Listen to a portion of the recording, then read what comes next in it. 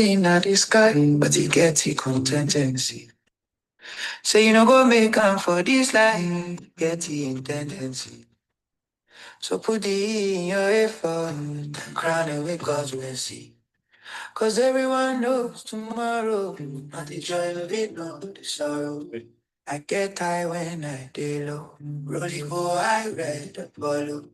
My shawty's on the road, oh, away to when she calls home. She doesn't understand me, though she get knowledge, she gets it breaks down. Free, free, get me off the bond that is in my heart. I need a free, free, free. Get me off the bond that is in my mind. I need a free. Tonight I go one day high. Give me tissues, I want to cry. Hello, give me here, I go now. Plenty things I just decide. If you dare for me, make I know. Cause a friend or they move like foe. Brothers on my back, I they bend I fall. I carry blanket, the street is cold. And if I go quiet, it's game over. Cause everyone knows tomorrow that the joy of it all is sorrow. Get tired of the yellow, running more highway. My shot is on the road, oh, away to it. She doesn't understand me, so she get knowledge, she gets some favor. Give me a divine that is in my heart. I need a free, free, free, free, free, free. Give me a divine that is in my mind. I need a free, free.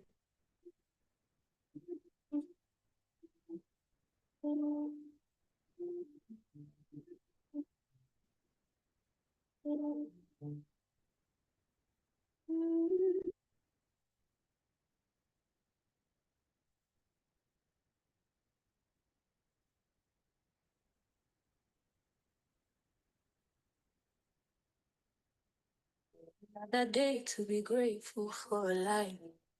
Everything comes at ease. We know they strive. Now by Him grace, we the use run the race.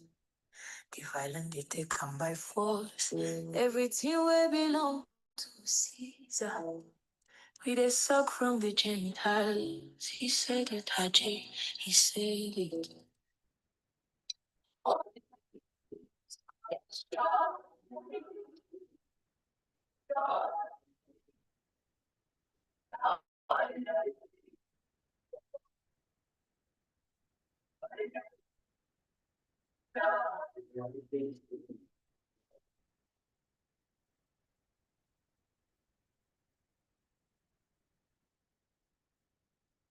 I know getting money. I know getting money. Good I no job. But days I no sleep. Work morning and night. Minimum wage. Beginning no day. Everywhere never stop. As I don't come on for it. I never start to be all my mates they flex. My people are just the best. My mama just the cause. Bills with them my days.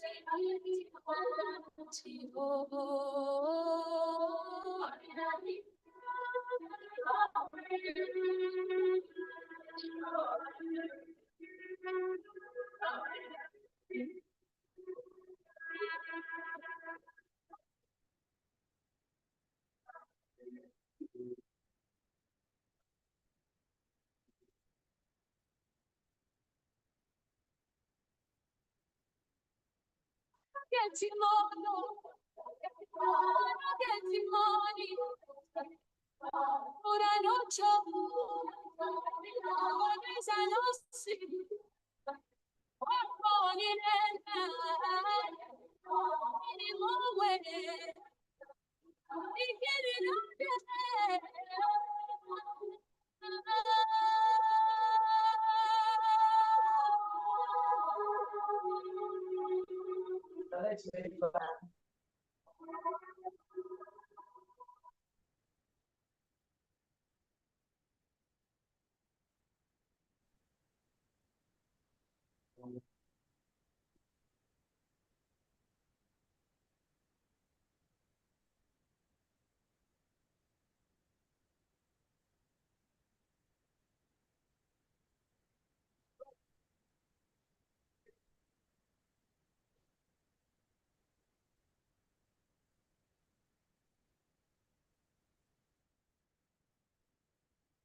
The future belongs Big dreams start small. to those who understand data.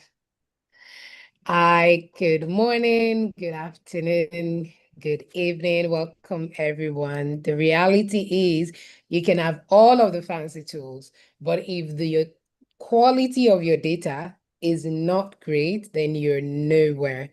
So today we're getting right into it. And we'll be having one of our ambassadors take the opening session on data today.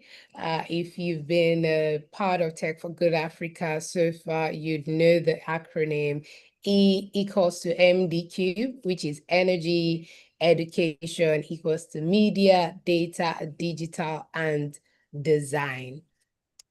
Okay, I want to move to the next slide now. All right. So if you know anyone who needs to be in the session and is yet to join, they've gone off with their Valentines, they can leave their bae just for like 2 hours. And today would really be 2 hours, okay? So if you have a bae and you're happy, just type it in the chat. Type bae. If you're on the lookout for a bae, who knows? Who knows, your babe might be in class today, so you can type, let's say for the singles, what do we give the singles to type in the chat now? Let's say babe data. So if you're single and you're hopeful, you can type babe data. If you already have your babe, you can type babe. Awesome. So welcome to week 3. You've made it to halfway of the mark and we are excited. So just type how you're feeling today about love. If you really want to go all in. If you're hopeful for a bay, you can type bay data. If you already have your bay, you can type bay. Toddy is on the lookout. So who knows? Today might be a great day to turn on your cameras because you never can tell. Our next slide, please.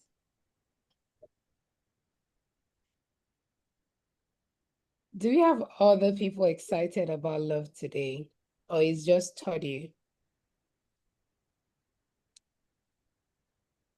Do you have other people excited about love? Adeyemi, are you excited about love? Elias, Eugene, Frederick, Tamu, are you excited about love? Ajara is self-love. Okay.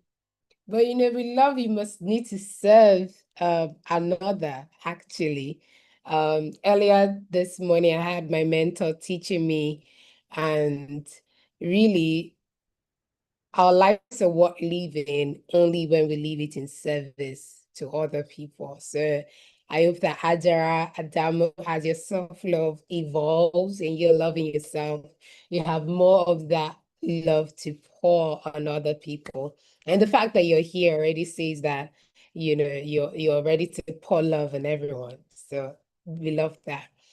Okay, so we will be diving real quick into speaker one. Last week we had the president bring us a powerful session on ESG, and we had a number of people saying we need the United States of the United African Nation, if I'm not mistaken. So today, next slide, please. Today, next, as we go into um, data session. Um,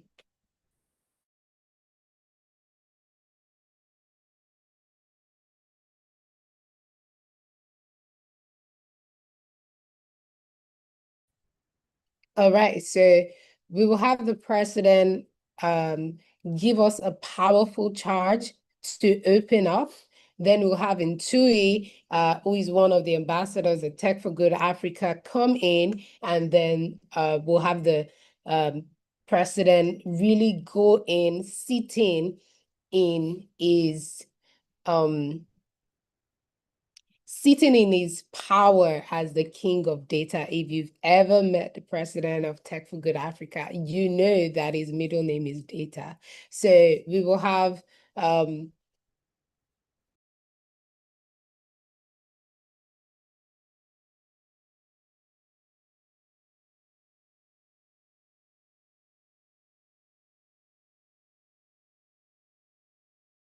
okay. Okay, so just give me a second. All right, I'm back. Awesome. So Samuel Efusa Austin is a digital economist and technology strategist for the new economy and data systems for Africa. He is the founder of Echo Africa Global Solutions and creator of the Echo platform, a beyond GDP framework that measures identity, data value, and verified impact. He also leads Tech for Good Africa and serves as principal of the Africa Technology Leadership Academy, developing leaders across 11 key sectors using his E equals to MD cube, energy equals to media, data, design, and digital construct. He has trained over 10,000 professionals through programs, including Inco Academy's Get Into Tech, contributed to national policy such as the Nigerian Startup Act, and supported Africa's innovation ecosystem through civic, faith-based, and data-driven platforms. His work spans AI, civic tech, data infrastructure, and ecosystem design. Samuel is currently launching a 100 billion naira fund to finance data infrastructure, civic technology, AI, and green innovation across Africa. And if you notice real quick, the fund is in naira. What you'd have heard are dollar funds, but for the first time, we're having a billion naira fund being raised in naira. Is also funding innovation across Africa, advancing alternative GDP models, and impact first capital. Is grounded in Christian faith. His work focuses on shifting value to communities and redefining Africa's economic future. So with a rousing ovation, our favorite emojis in the chat for his first opening session, a brief session. Let's make welcome Samuel Efusa Austin. Thank you so much. I'm sure that that has also increased your value for the Valentine gift you're going to get today. Hi, everyone, and it's good to be here with you guys again today. I'm very excited to um, to just talk to you about data. If you all know me, you know that I'm very passionate about data. So I just wanted to open up today's session, and then I will bring in our young ambassador. I know I saw him on a session last year, and then this year I saw him being a speaker. And those are the kind of things I like to see. So I thought I'd come and open today's session. And what really got me is I joined today's class and I saw 27 people. And I thought last week we had about almost 100. So what happened? So if you are in a group, you're in a session. I know many people are doing Valentine's today, so they're probably in bed cuddling with their loved ones. But if you're in any group, please go on the group and just share with everyone to join this session today because it will be very, very, very powerful. And I'll try my best that we don't waste any more time at this point. Please just give me a second. I'm just gonna move this to the corner somewhere. So I had a presentation, but I'm not going to start today with my presentation. I'm just going to start with opening notes.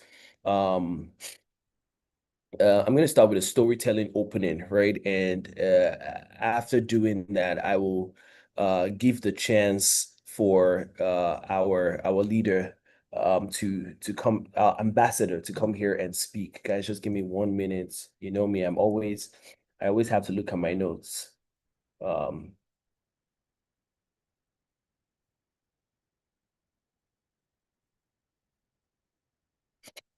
Okay, right. So 10 years from now, Africa will not be asked who builds the most apps. It will be asked who reduced emission measurably, who created jobs that lasted, who governed transparently when no one was watching, right? And ESG in Tech 2.0, I want you guys to look at it as not a trend. This is a place that it's an accountability watching system, right? So you see from your capstone project, from some of the training, and ESG even as a thing is an accountability revolution that is happening. And we are entering an era where every line of code carries some sort of environmental weight, whether it's the code used to run data centers that is consuming a lot of energy and polluting the planet. Every platform shapes communities, their behavior and how they do. And every founder, if you're a founder or professional, is a governance actor, whether they admit it or not. So I want to say that again. If you're writing code, it carries some sort of environmental weight. If you're developing a platform, an app, a solution, it should be shaping community behavior. And if you're a founder or a professional, you are at the center of governance in the way that you act. You're the governance actor. You're the one making sure that we do the right thing, whether you admit it or not. So as green leaders, I want you to understand this shift, that you do not just build for valuation alone. You build for impact to be verified. You do not just publish reports and put it out there. You do it to look, you do not publish a report for you to look responsible. You publish this report because people need to know things. And as a green leader, you design system that makes responsibility unavoidable. So today, I will dive deeper when I come into my session. And I just did this opening to just say that I want you guys to think about, as green leaders, that in the future, Africa will not be defined by how many of us built apps or solution, but how many of us were able to reduce emissions measurably? How many of us were able to create jobs that lasted? How many of us were able to govern transparently? You see what I did there? I did the ESG. Environmentally, those that can capture emission measurably, community-wise, who can create jobs that are lasting, not jobs that my partner this morning or yesterday was telling me about the fact that she doesn't want to become like, as an engineer now, become like a banker, of how they see bankers today, where bankers are just, so how do you create jobs that last in community, that you know that this community, if we put this type of job in here, imagine putting jobs like being a fisherman in the south of Nigeria, because there's many rivers there and there's many fishes there. What would happen in the community of places like Warri, Delta, would be that it will remain forever. That job will remain lasting, because why? The fish, you must always continuously catch fish from the Delta. So you cannot get rid of fishermen in the Delta. You can't even get robots to come and catch the fish. Fishing would be a big industry continuously in that area. So green leaders would be people that can measure the emission, measurably. They can create those jobs that last. And finally, they're able to govern transparently when no one is watching. Many of us try to govern things when people are watching us. Oh, I want to lead because people are looking at me. I want to do best because they're looking at me. I want to speak the best because they're looking at me. But those in the future, green leaders, are those that can govern transparently. And there's a powerful word about transparently. I sent a video recently to my partner about the difference of transparency and honesty. There's a huge difference. You can be an honest person, but you're not transparent. So how can you be one that governs transparently when no one is even watching? And some of those things I will speak today in data, how you do data to measure, how you do data to create things that last for long, and how do you govern transparently when no one is watching. And I mentioned that this can only be understood, or how to do this as green leaders can only be understood by when what we are building is not just built by valuation alone. You're building for verified impact to make sure that this thing I built is really making impact. So you see some of you, when I joined your groups, I mentioned about, hey, when you're selecting a location, this location would allow you to see, if you joined the coaching session last week, you understand that it's allowing you to see whether you're doing a strong problem or a weak problem, right? Because when you then create that solution, it would then be a verified impact, because it's now verified by all the people that are participating in that problem. It brings up a bigger solution. Another thing is, today we'll go through that understanding that you're not just publishing reports to look responsible. You're not just publishing reports to just look responsible. You're publishing them because it is the right thing to do. And then you're designing systems that make responsibility unavoidable, right? So we'll learn what ESG means. That is not about deciding whether we lead technology in Africa with data-driven integrity or allow growth. We'll look at it whether do we need to lead our building of technology in Africa with data-driven integrity, or do we allow growth without accountability to define our future, which is what we're seeing right now. We're seeing a lot of fintechs, we're seeing a lot of technology just come into the system. There's no accountability for it to define our future. So we'll talk about that today. So I just wanted to open up with this. I hope everybody's having a good time. Happy Valentine. And I'm looking forward to hearing from our ambassador into Raul. I hope I said your name correctly. And it's not like last week where it's like Sam's name where I have to say something like that. Please, if it is, let me know if I have to say untu Rahulu, because I've been trying to learn this clicking sound thing. But thank you, everyone. I will see you guys back here again in a few sessions. Thanks, Olamide. Righty, thank you so much. Okay, so Ntui, are you here? Can you hear us?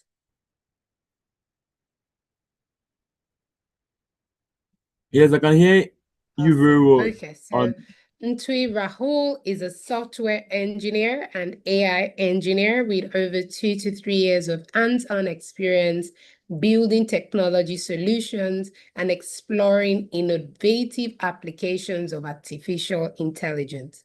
Passionate about problem solving and continuous learning, it focuses on creating impactful digital experiences while staying at the forefront of emerging tech trends. Beyond technical development, Ntui has made a meaningful mark within his community, contributing significantly to the growth and shaping of the local AI ecosystem.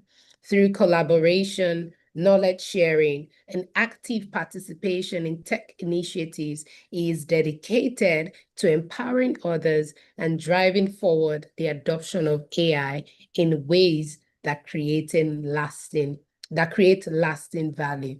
Ladies and gentlemen, let's give our favorite emojis as we welcome Ambassador Ntui to speak with us on data for a bit.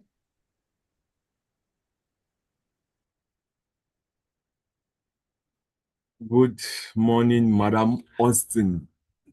Hope I'm pronouncing it well. Olamide. Okay, good. The previous speaker, like, good morning. She pronounced my name very well. So you talk about pronouncing my name. So she did it very well. So she just learned. Yeah, my name is Tui Raoul. Actually, his name that originates from a particular ethnic group in Cameroon, which is the Bayangi ethnic group. Yes, in the southwest region of Cameroon, and it's very close to Nigeria. There's some Nigerians who also have that name. You get so so that's it. Basically, I just want to say thank you very much for accepting me, because I believe I applied to be a speaker for Tech for Good. Last year I was an attendee, a participant, like just applied to learn, gain knowledge. You get, because I really love the mission of Tech for Good and what it's actually doing across Africa at large. So I applied as an attendee last year, and this year I'm privileged to be selected as a speaker. and as ambassador. I really want to thank Tech for Good. Moreover, I thank the Almighty God for this opportunity because, in as much as I applied, who knows? It's God who has the final say. So I thank the Almighty God for everything. And before I start my presentation, I would like to pray so that the King of Understanding gives understanding to those to whom knowledge is shared. I don't know if it's forbidden here. Oh, we love that. Okay. Heavenly Father, King of Glory, we thank you, God, and we bless your holy name for this privilege you have given me to be able to share to young Africans, to emerging leaders, and to experienced leaders, Lord. I thank you, God, for this privilege. Lord, I pray, oh God, that my presentation will be an added value to what they already know or to what they have as baseline knowledge when it comes to tech, Lord. I pray God to help each and every one of us to be able to be focused, learn, and grow our tech career. In Jesus' name, Amen. Amen. Amen. Yes. Okay. The topic of this week theory means we have had week 1 and week 2. If theory, it means 1 and 2 already exist, right? Yes. And the topic here has to do with data governance, AI ethics, and sustainability intelligence. That's three pillar words which are currently used in the landscape of AI, machine learning, and tech as a whole currently. And I really love the topic. And as someone who is passionate about AI, machine learning, and deep learning, opportunity to be able to speak on this topic. And I believe as I go on, I'll be able to present very well. By the way, I will have to send my PowerPoint slide at the end of the meeting, right? So I will send it. All those who may want to, who wishes to know or to see my PowerPoint slide, right? I will send it at the end of the meeting. I don't know if it's okay by everyone. Yes, you can Okay, send it to then. the team. Okay, then it's fine. Now we're about to start. Now, topic: data governance, AI ethics, sustainability intelligence. Like at first glance, what do you understand by data governance? It's a bit very broad. Data governance, kind of you're governing data. If you want to use mere understanding of English language, right? But data governance is actually focused on information, right? Data, as we all know, data has to do with raw creation of raw facts, what is taught to us in secondary school, raw facts, and all of that. Now, data governance is focused on information which is particularly geared towards how the information is kept, so for the security of a particular group of people. Let's say, for example, Tech for Good is involved at building a software that is, let's say, Tech for Good are the ones who build Zoom. Hmm? Tech for Good are the ones who build Zoom, for example. It means that and Tech for Good gives access to everyone on earth to use Zoom. So it means that many people across the world will be able to use the Zoom, the software created by Tech for Good, and will be able to use it across the world, right? And like it or hate it, there are some people who may have good intents using it. Maybe they might want to organize their program as Tech for Good is currently doing on Zoom. And there are others who may organize their own program to destabilize the world or destabilize a particular part of the world. I don't know if it's understood by everyone. So it means that not everybody has the same intent, not everybody has the same goodwill, not everybody is a Christian like you, not everybody has a good heart like you. Some people have their intents which are bad. Are we there? And it makes in such a way that if these informations are not properly geared in such a way that it favors the intended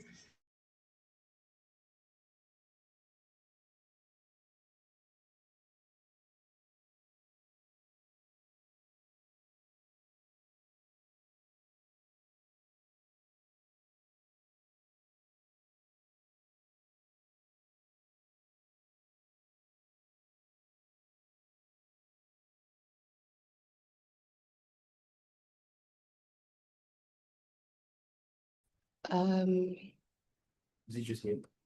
can anyone hear me? It appears into is frozen. If you can hear me, just type yes. Okay, I see your dear Miss Sophia. Yes, Oladex can hear me. Okay, so let's just give it a few. Thank you, Tammy Lanua. So we'll give it a few minutes. And these are probably solutions that I'm hoping are, okay, thank you, Alimot. Solutions I'm hoping that our capstone can resolve on data where we have data across Africa that's uninterrupted. Yes, I'm suspecting it's his network. And he's in Cameroon. So once we get it for Nigeria and Cameroon and Ghana, and we have 100% data governance, even in our network valuation and texture of data. The devil wants to test the man of God, but he has failed. That was such an opening, powerful opening prayer to even get started. And we'll give it a few minutes. Hopefully Ntui is back soon. Awesome. So the PowerPoint, his presentation is on screen now, and it will also be shared after the session, just so everyone can interact with it properly. Okay. So until he is back, do I see him yet? Okay, not yet.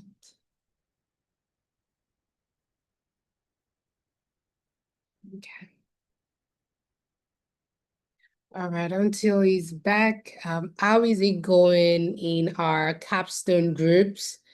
Energy group, do we have the country of choice yet? Media, data, do we have our selected countries yet? You can just type your country of selection in the chat, and let's see how many groups have the same countries.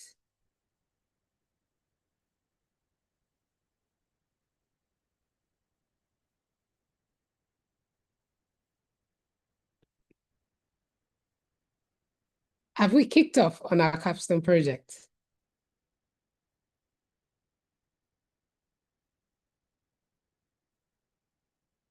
Okay, so oh wow. I'm amazed that Team Data is selecting Nigeria. Was this influenced? Was this influenced, Nifa? Was this a fair selection? So media is Sudan. Oh wow, Arafat. I am looking forward to what this will look like because, the media in Sudan and media about Sudan has been quite skewed. Immediately I read these two words, a picture instantly comes to mind. I don't know if that is the same for anyone. If you read media and Sudan, what's the first picture that comes to mind for you?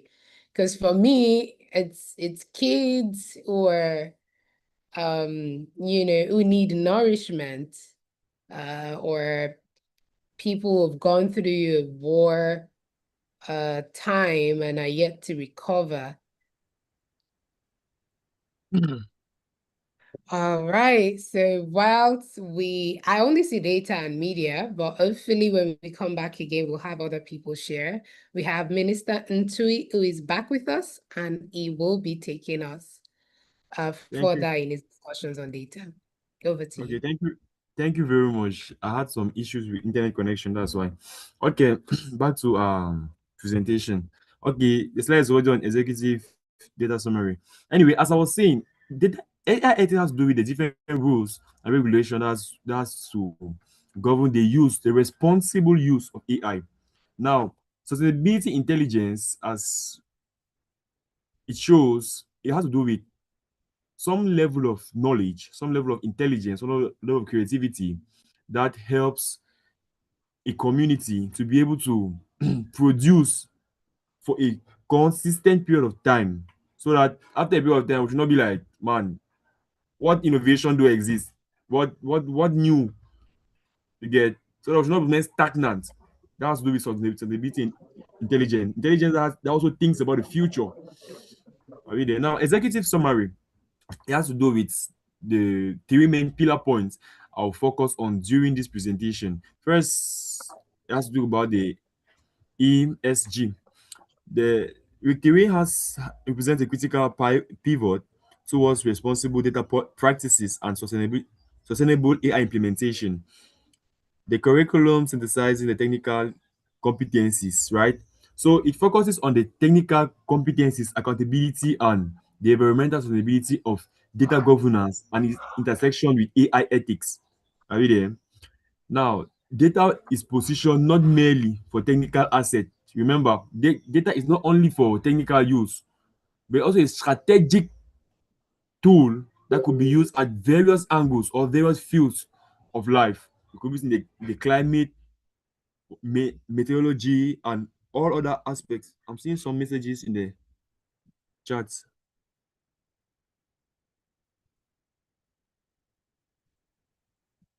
The team will respond to the messages. Okay, fine. Please, can you move to the next?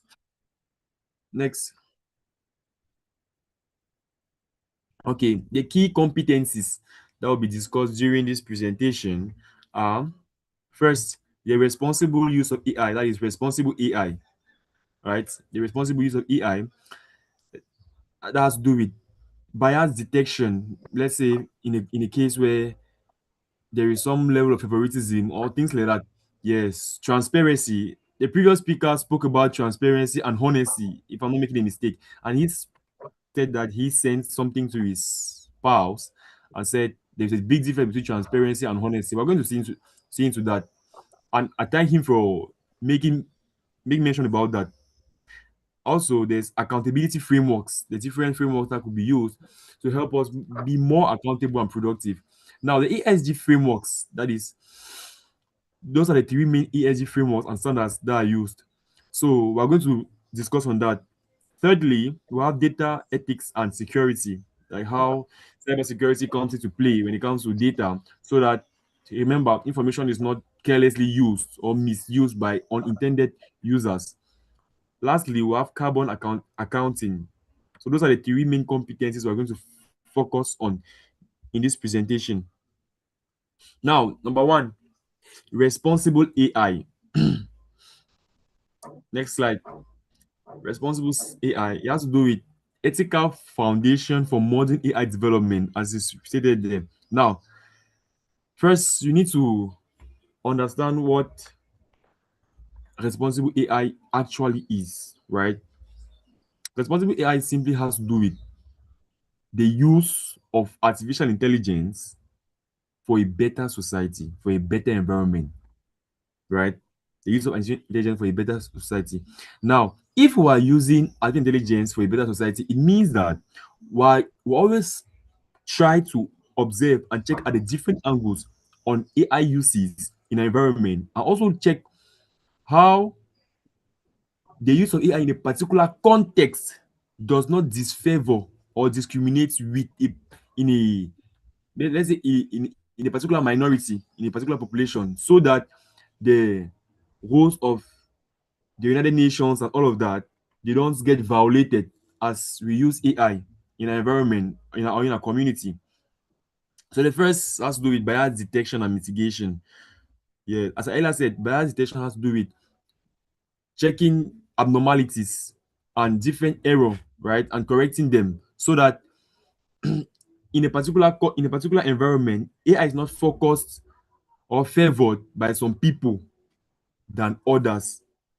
Let's say, for example, I build an AI agent and I make it geographically specific in such a way that those who are in Nigeria have access to the AI agent in such a way that they can have informations about Cameroonians, deep information about Cameroonians, which will be too personal for them, and the Cameroonians don't have those same information about the Nigerians. You really see that there is some level of bias because You have access and know about me, which is you're intruding my privacy by using the AI, but I don't have the same level of privilege as you.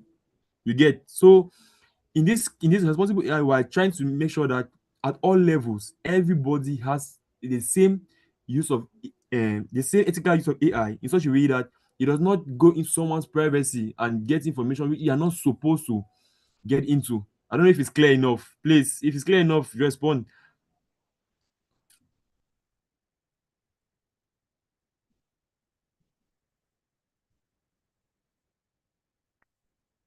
Okay. I see. The other has to do with transparency. That is ensuring AI decision making and that can be understood and audited, especially in high stake applications. Yeah, high stake applications. That is applications which has to do with high level of decision making. In a nutshell, the next thing has to do with privacy preservation. That is, you are protecting individuals' personal information. Now, lastly, we have to look at key holders for accountability. Now we're creating our governance structure for ethical oversight and clear responsibility lines. That is, governing structure which are actually not AI independent. That is, in such a way that the rule, when they say A, even AI itself bows to the rule which is supposed to be followed. Is it understood? Okay, now let's move to the ESG, that is the environmental, social, and governance reporting frameworks. The first we have to do with International Sustainability Standards Board. Are we there? It's the first global baseline for all sustainability disclosures. It creates common language for reporting for reporting, sorry, across jurisdictions, right? It creates maybe a common way of understanding, that is a common language, so that you can report across various jurisdictions. Secondly, we have the task force and climate related financial disclosures. That is a framework for climate risks across governance, strategy, risk management, and metrics and targets. Lastly, we have the Global Reporting Initiative, the impact, which focuses on impact reporting, how organizations affect the economy, the environment, and society, with the different stakeholders involved. That is the government, because in as I personally strongly believe that when it comes to the responsible use of AI, the government itself has to be one of the pillar stakeholders. Why? Because it's the government which is involved in making the rules and regulation in a particular locality, that is in a particular country. It's the government which is responsible to put law and order. Now, assuming that we're coming in with data governance, it means that we're using AI, in other words, to be able to help the government, so that various aspects, that the digital aspect, could also follow the government law. Now, imagine that we're using AI and excluding the government. It will be more of a fallacy, as philosophers like to speak. More of a fallacy. Why? Because you are indirectly removing those who are giving the rule. So, at the personal level, I believe the government has to be involved in AI in these aspects. Lastly, we have to focus on carbon accounting simulations. Yeah. But is there any question so far? I don't know if I'm too fast, if I'm too slow. I wish to ask if there is any question so far.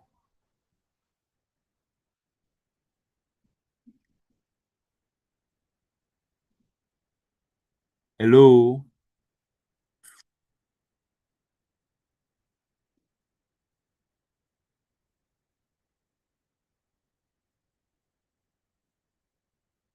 No response. So I guess maybe there's no question. Except if someone. Okay, you can move. I Okay, think thank you. I think you're moving. You're moving well. You're not moving too fast. Okay, thank you very much. Thank you very much, sir. I wanted that confirmation so that my audience, at least, they listen very well to me, so that actually have feedback. Thank you very much. Now, carbon accounting simulations.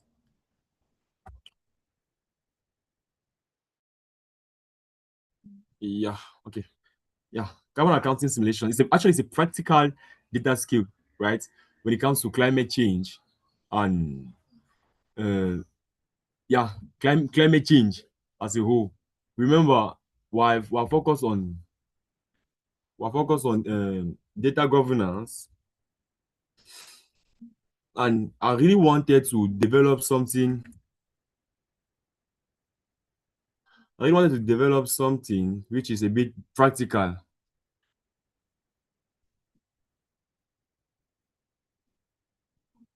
So please just some minutes. Just give me some minutes.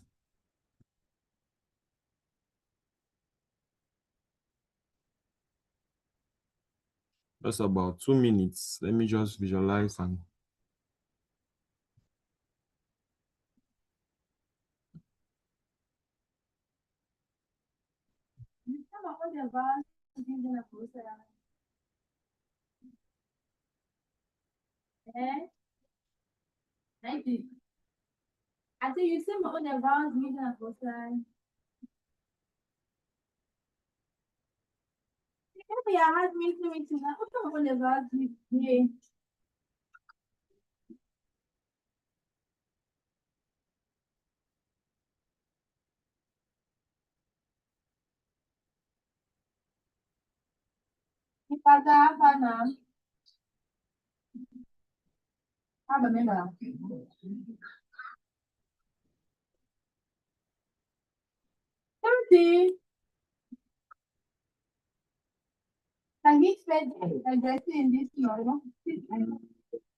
is this why this okay, is it?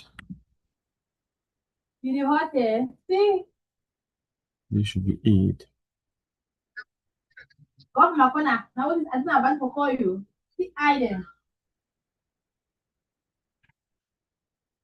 Okay, let's come back to the meeting. Yeah. Okay, that's Google Chrome.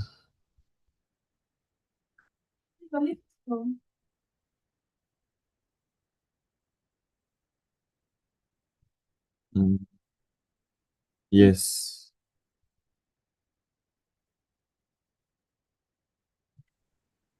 Let me send To some to the do we discussion so have that a you can problem? see. I'm not getting you. I said, do we have a problem? You say No, you're that's the working on something. problem. Yes, I want send on the discussion so that people can see from there. Yeah, I think I've sent it right. There is a file I've sent on the discussion. Okay. Basically, that's is explaining in in practical terms what carbon accounting simulation has to do. Now, carbon accounting,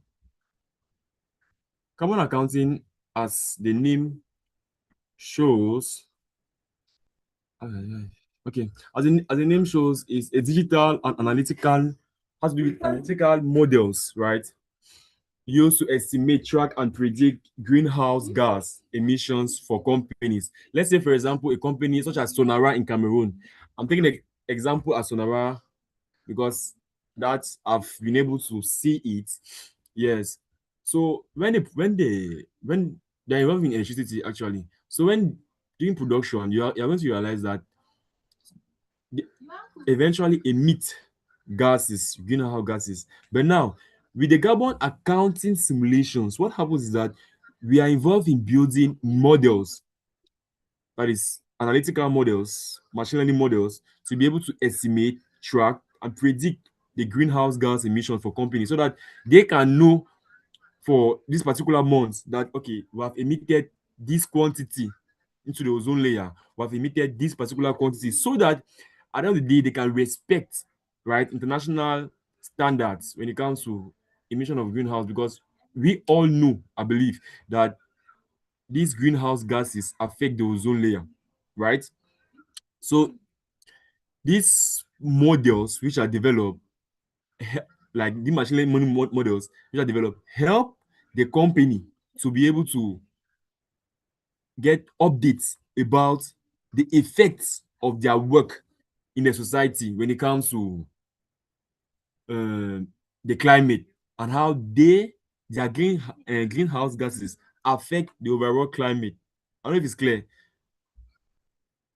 Yeah, so that's somehow the explanation behind this carbon accounting, because I saw it and I was like, this PowerPoint may not be able to be clear enough. I believe with the image it shows the clear analysis. Yeah, so let's move forward.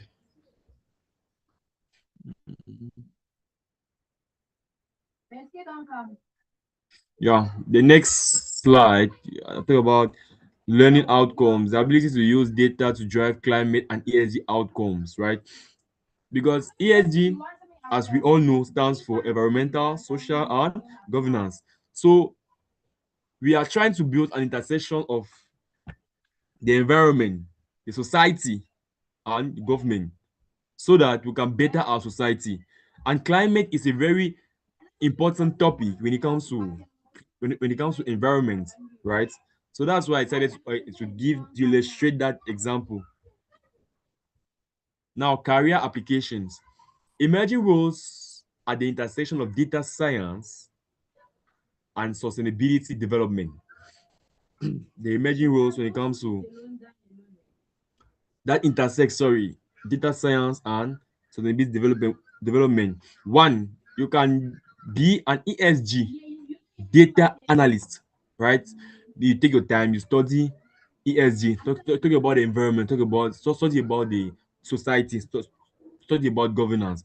Yes. Later on, you now study about data analysis, that is data or data science too, right?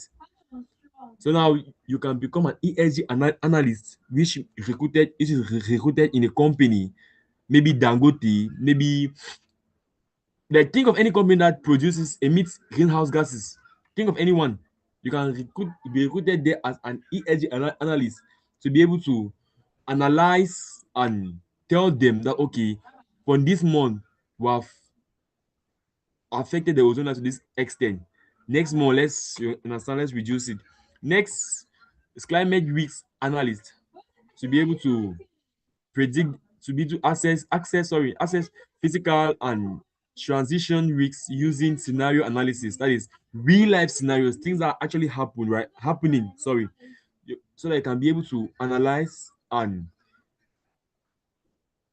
put people on guard that okay, in the next 3 to 4 months, 5 months, 1 year, 2 year, 10 years, this may occur due to the over usage of these particular chemical compounds in a company, right? So let's find a way to reduce its usage.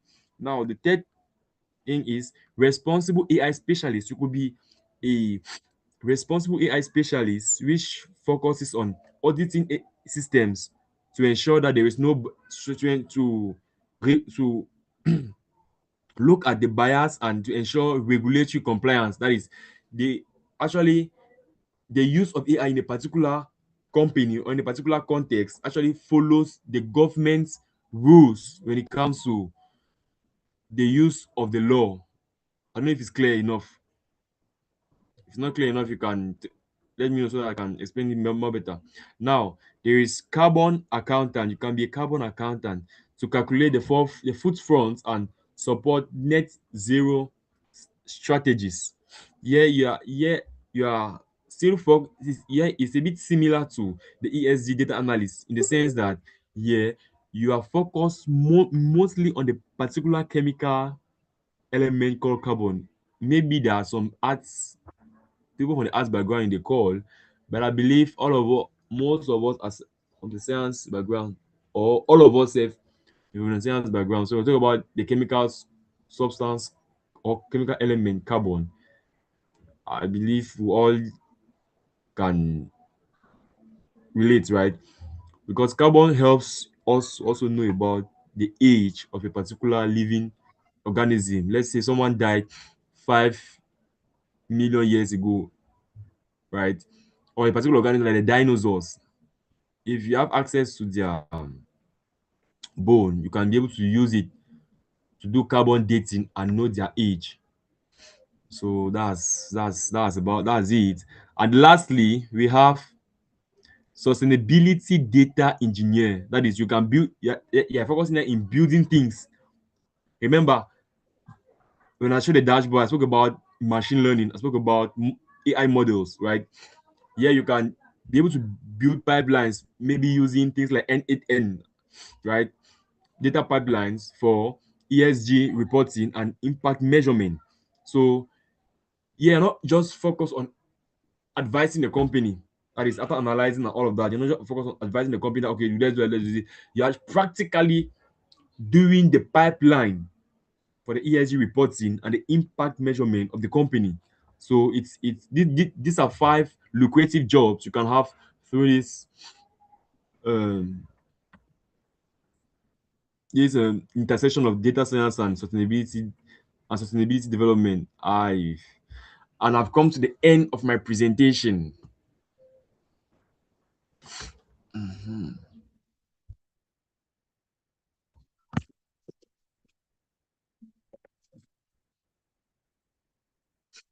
Mm. I'm very sorry for my screen. Oh, if maybe it's not clear, my face is not clear enough. I'm sorry. Thank you so much for that, Ntui. That was a really insightful session, and I hope that this has opened the minds of every ambassador who is also on this session, just to believe that the learnings that you're getting here, it's something that you can also transfer as need be. So this presentation was put together by Ntui, who was a student, just like each and every one last year. So if you have any questions, any comments, Adeyemi, you can go ahead, please.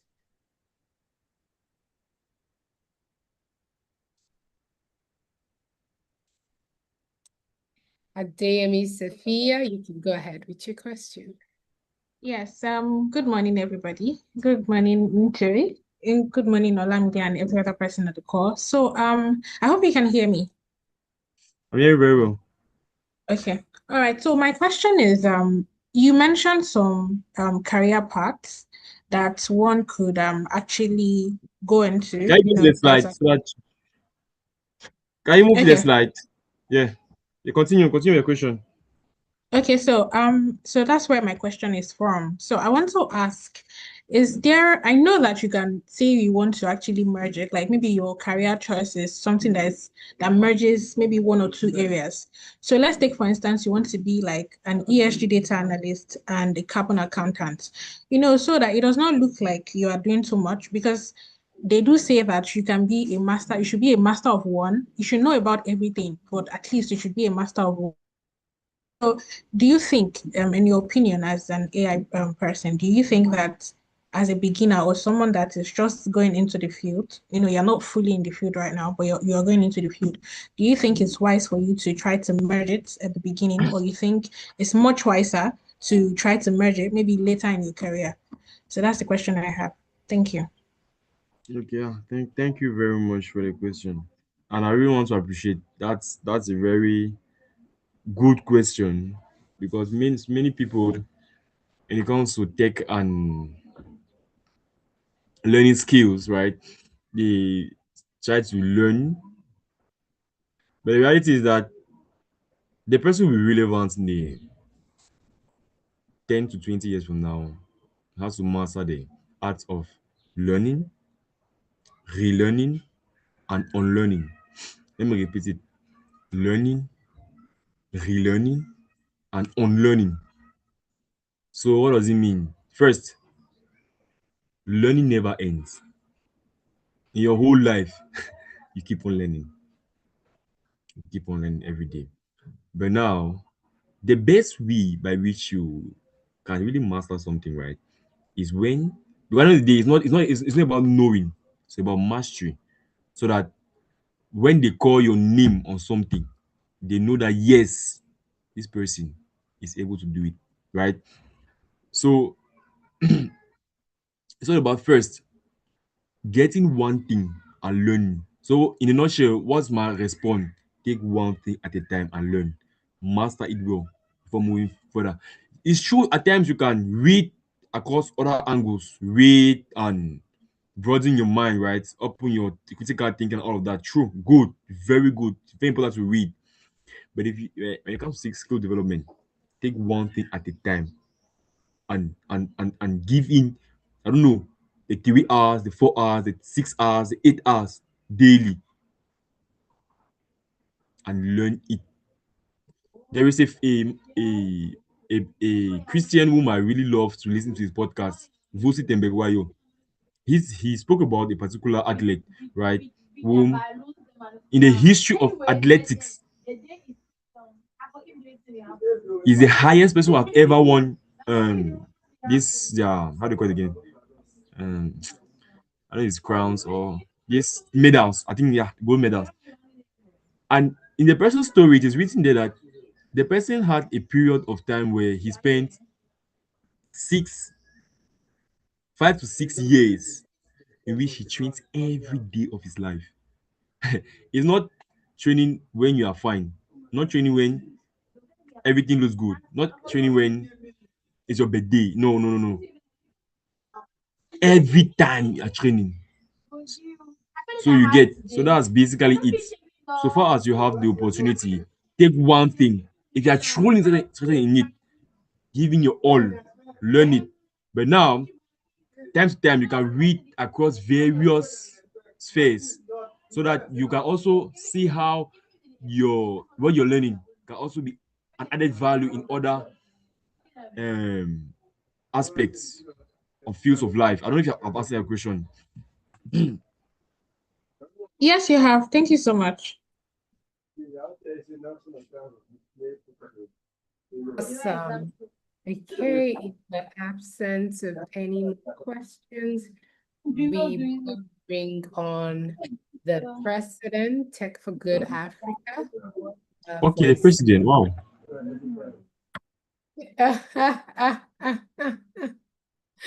Okay, so Please, Nifa, someone's hand is up. is this a Nifa, question? I think Nifa's hand is up. Just check. Nifa, do you have a Okay, question? good day, everyone. Yeah, we're getting you.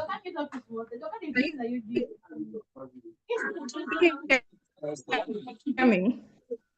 Question regarding the career applications. How can a cybersecurity specialist strategically position themselves within ESG? Specifically, how does a cybersecurity specialist contribute to ESG reporting, and how do you blend it? Please, can you come again? Okay, can you hear me now? Barely. Okay, I was saying, how can a cybersecurity Yes, I'm specialist getting you now. Yeah, I'm getting you now. I'm getting you now. okay, how can a cybersecurity specialist position themselves within ESG? Like, how does cybersecurity contribute to ESG reporting, integrity, climate risk, data protection, responsible AI governance, and the overall sustainability compliance? Okay, I see. Thank you very, very much. Is that all? Is that all? Yes, sir. Okay, thank you very, very much for the question. I want to say that it's a very, very interesting question because cybersecurity, as the overall word says, security, it helps in securing systems, right? Now, how does cybersecurity helps? That is, how does it position? How do you position yourself as a cybersecurity analyst, or a cybersecurity specialist or practitioner in ESG? Good question. Now, the first thing is that I made mention of governance, right? And we'll talk about governance. One thing that by default comes to my mind is the government, right? And every government and every society, the government has to always put rules, regulations, jurisdictions to be able to protect the citizens or protect the people whom they are leading. True of us.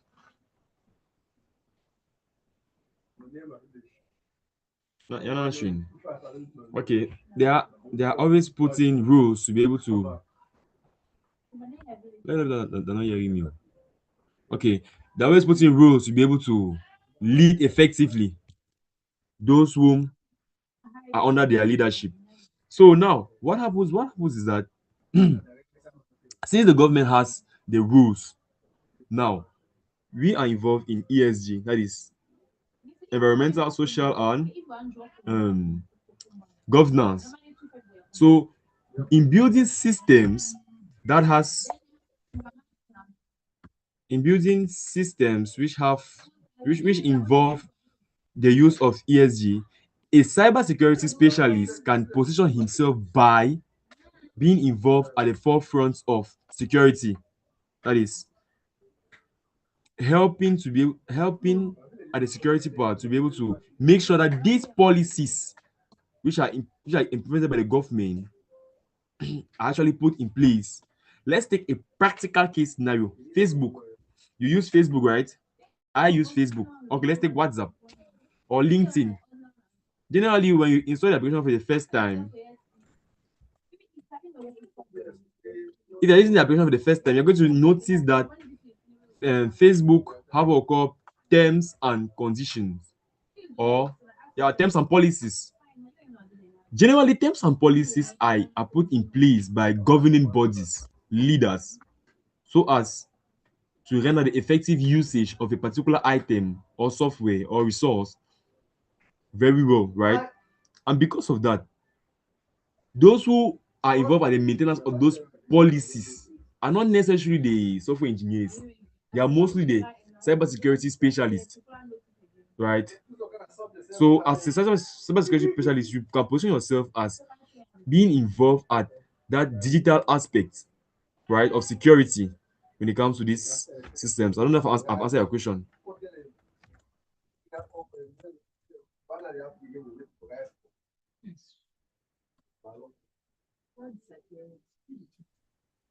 Awesome. All right. Thank you. That was an engaging session, and even the question and answer session as well has also shown some light. We are particular to finish right on time today. So if there are any more questions, feel free to drop them in the chat, or we'll take them at the end alongside any questions by the president. Right about now, we bring on the president, Tech for Good Africa. And I've read his bio earlier, so I will be turning us over now to the president, Tech for Good Africa. His into eyes face for me when he heard that I was the president. He said, "Wow." You want to say something? You're muted. Tui, not Tui. Yes. Intui. Yes, Tui, correct. Intui. Okay. I don't know why I said Intui. It looks like AI. Maybe it's because you're working in AI. Okay.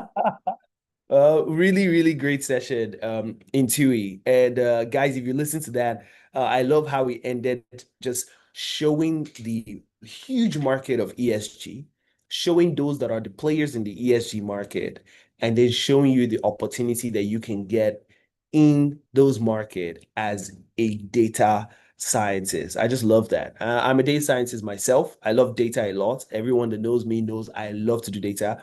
I've sort of even migrated in doing a lot of data, building a lot of data solutions to get to the point now that I'm very passionate about dashboard. So if you see what Intui sent to everyone in the group chat, it was a huge dashboard. I was really pleased to see that he did that. He has paved the way for me today in my presentation. One thing about me in doing presentation is that I'm also very sustainable, right? So I know somebody asked a question about, should I choose a particular place in design?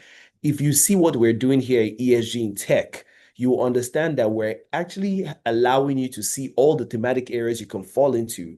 And then when you enter that thematic area, there's a lot of skills to learn in it. So if you choose, I want to do things in energy, then you will see that in energy, there's a lot of things like solar installer, energy analyst, there's a electrician, there's a electricity grid analyst. There's even new jobs erupting in the energy space, especially when you're moving towards the green side. If you go through education, you see like ed tech, you things like new curriculum for new jobs. If you look in things like media, you see digital marketing,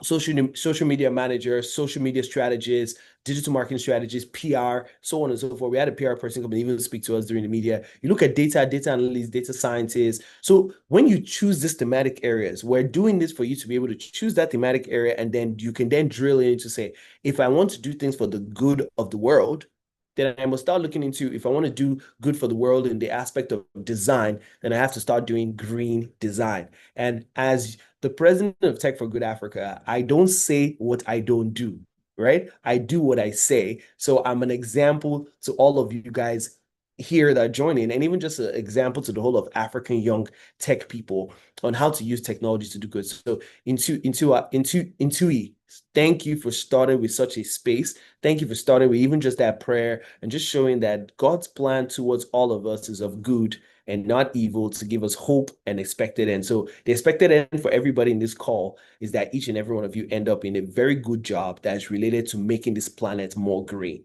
Even my spouse, I tell her every day, she'll be asking me, should I quit my job? And then I'm like, you have to make up your mind to make sure that this earth is green, that this earth is protected for the next generation. Even as much as Elon Musk wants us to go and live on Mars, if you cannot protect earth, how will God give us Mars? So you see, there's a problem here. If all of us have not come together in our mind to agree to protecting Earth, how can God give us uranium? How can He give us Mars? How can He give us plate?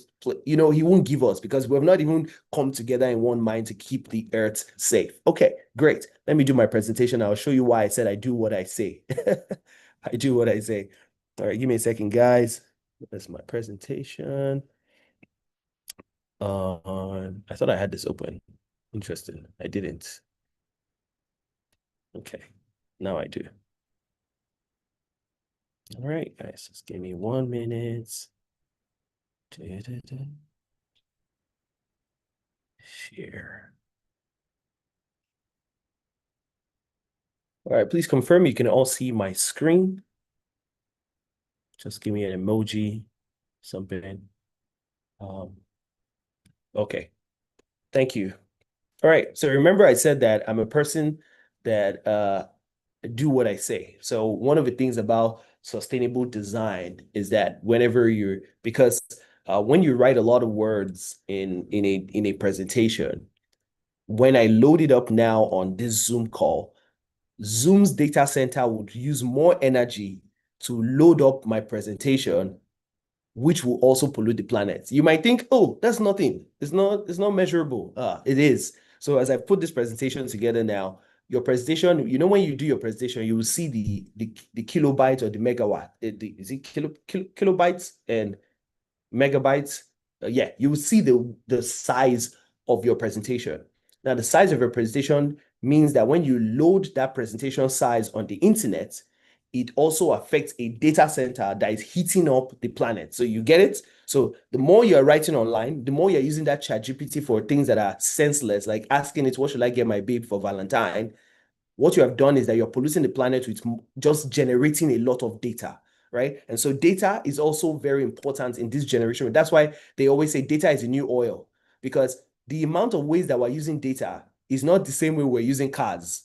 So when we're doing crude oil and everybody was buying gas in their car and driving their car to a particular location, now that we don't need to drive to that place, I can just communicate with you. Everybody's chatting, everybody's sending a message, everybody's doing something. And because they're doing all of that, our planet is getting different. Our planet is new.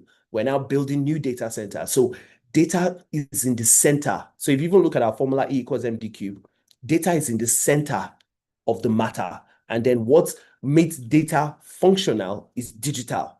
And then the way we design it will determine how we allow our mediums to be energy conservative or educative, right? You see that our formula has a way. If you are a person that likes mathematics, try and play with that formula and what do they call that in mathematics?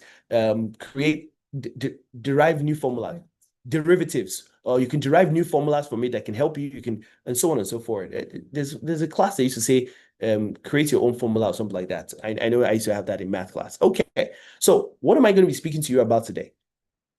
And again, I'm not going to waste too much time. I think data is a broad topic, and I started already this morning just telling you about how data is polluting the planet. So you must understand that we must not start to design data in a unique way, and even the engagement on data has to be done in a unique way.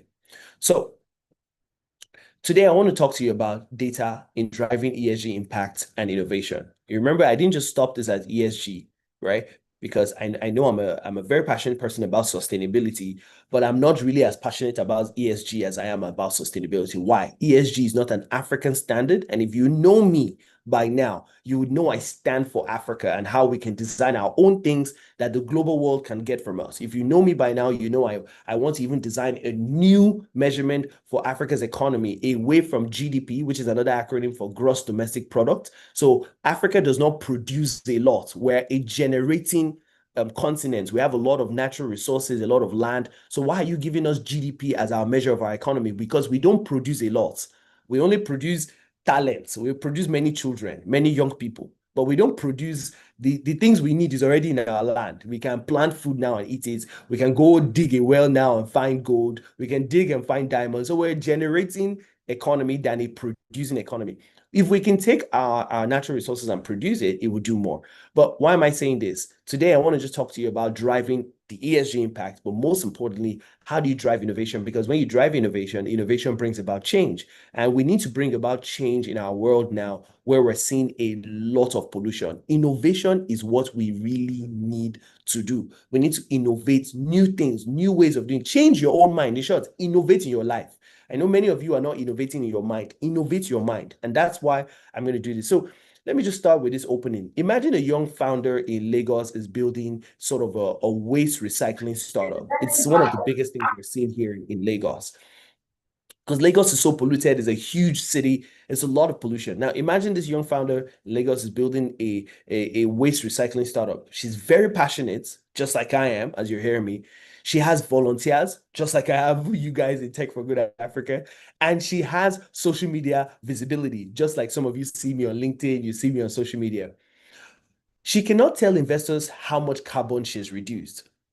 Even just using myself, I can't tell investors how much carbon I've reduced. She cannot prove how many households she has truly impacted. Remember, I told you she's building a waste recycling startup in Lagos. So she's trying to help the environment. She's very passionate, and so she has volunteers, but she cannot prove how many households now she has truly impacted. And then finally, she cannot show governance transparency. So because of this now, funding never comes. So if everyone knows me, you know I'm economically driven. So everything you're doing, it's around the fact that everybody should be able to have the amount of funding they need to do what they want to do in that passion, but also have the amount of funding for them to live a good life. Some people tell me when I tell them, let's start this project, they'll be like, is he going to give me food to eat? Especially Nigerians, they'll be like, is he going to put food on my table? Is he going to pay me before they do it? Right. This is I want to change that concept. We must be able to see, I'm going to do it because I know that even if the money doesn't come now, it comes later. Even if it's, I will do this, the reward is not going to be money. The reward is going to be that many more people are going to make more money. That's good, right? But the question here is now, this young lady, let's just call her Olamide, for example. Funding never comes, right? Because she cannot tell investors how much carbon she has reduced. She cannot prove how many households she has helped with those volunteers and jobs that are coming in.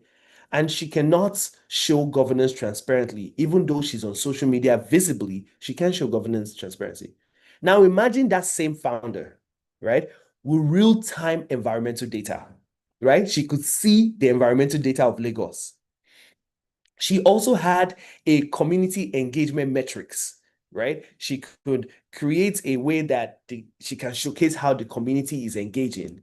And then she had this governance dashboard like Intui has shown us today that showcases how her businesses is capturing those wastes, and then how she's engaging the community through volunteering, and then showcase a dashboard of look at how much waste is it, look at how much people from different men, women that are participating. Some passion, or the same passion, but now there's a different outcome. The difference here is that she has what makes her a green leader. She has ESG 2.0 that you're part of, right? And so, guys, just give me a minute. Just give me 1 minute.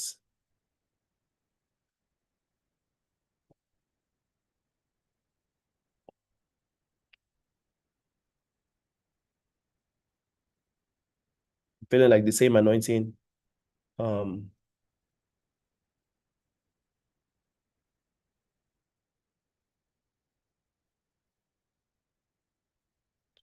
same anointing that came on Tui is coming on me to take some moments.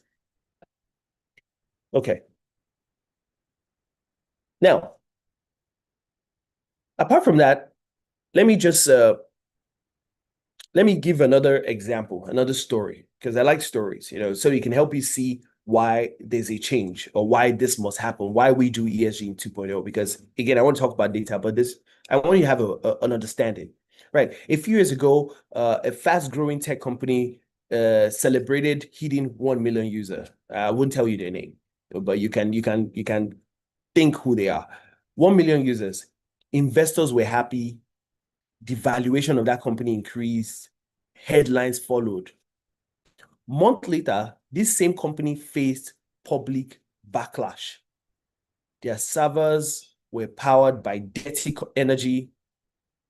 The gig workers that were working for them were underpaid. Their governance structure had no transparency. So we could see the growth that, 1 million users, they're getting investors, their valuation has increased, but impact was invisible. The visibility became their greatest risk, right? So data for driving ESG impact and innovation is the future of leadership in technology. And it's not about scaling fast alone. It's about scaling responsibly, measurably, and transparently. I want you to write that down, the RMT. You want to understand that, yes, the future of leadership in technology, and again, is only if you want to be a leader in technology. If you don't, that's fine. But if you want to be a leader in technology, it's not about just scaling fast. Oh, let's just put that thing out there. Investors will be telling you that, especially white investors. They'll be telling you, let's put that thing out there. And I'm not racist to white people. I'm just saying, I see more of them doing that.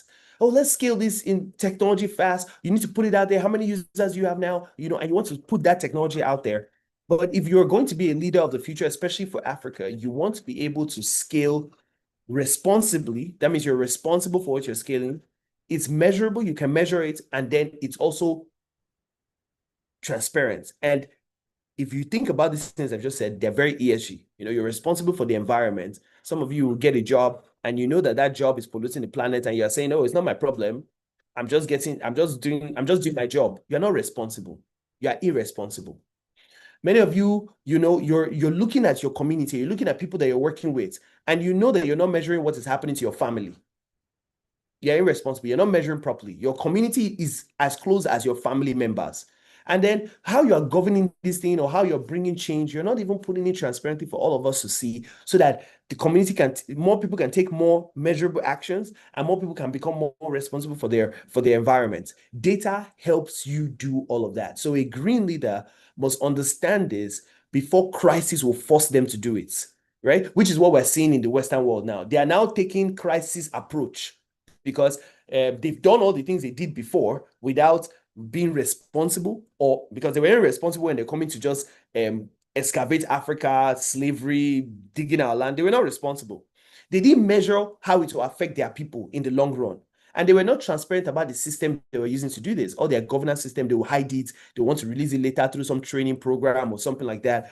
It was not feasible. And now they're in crisis. Tornadoes, fire in California, earthquake, just so much. Community not understanding jobs.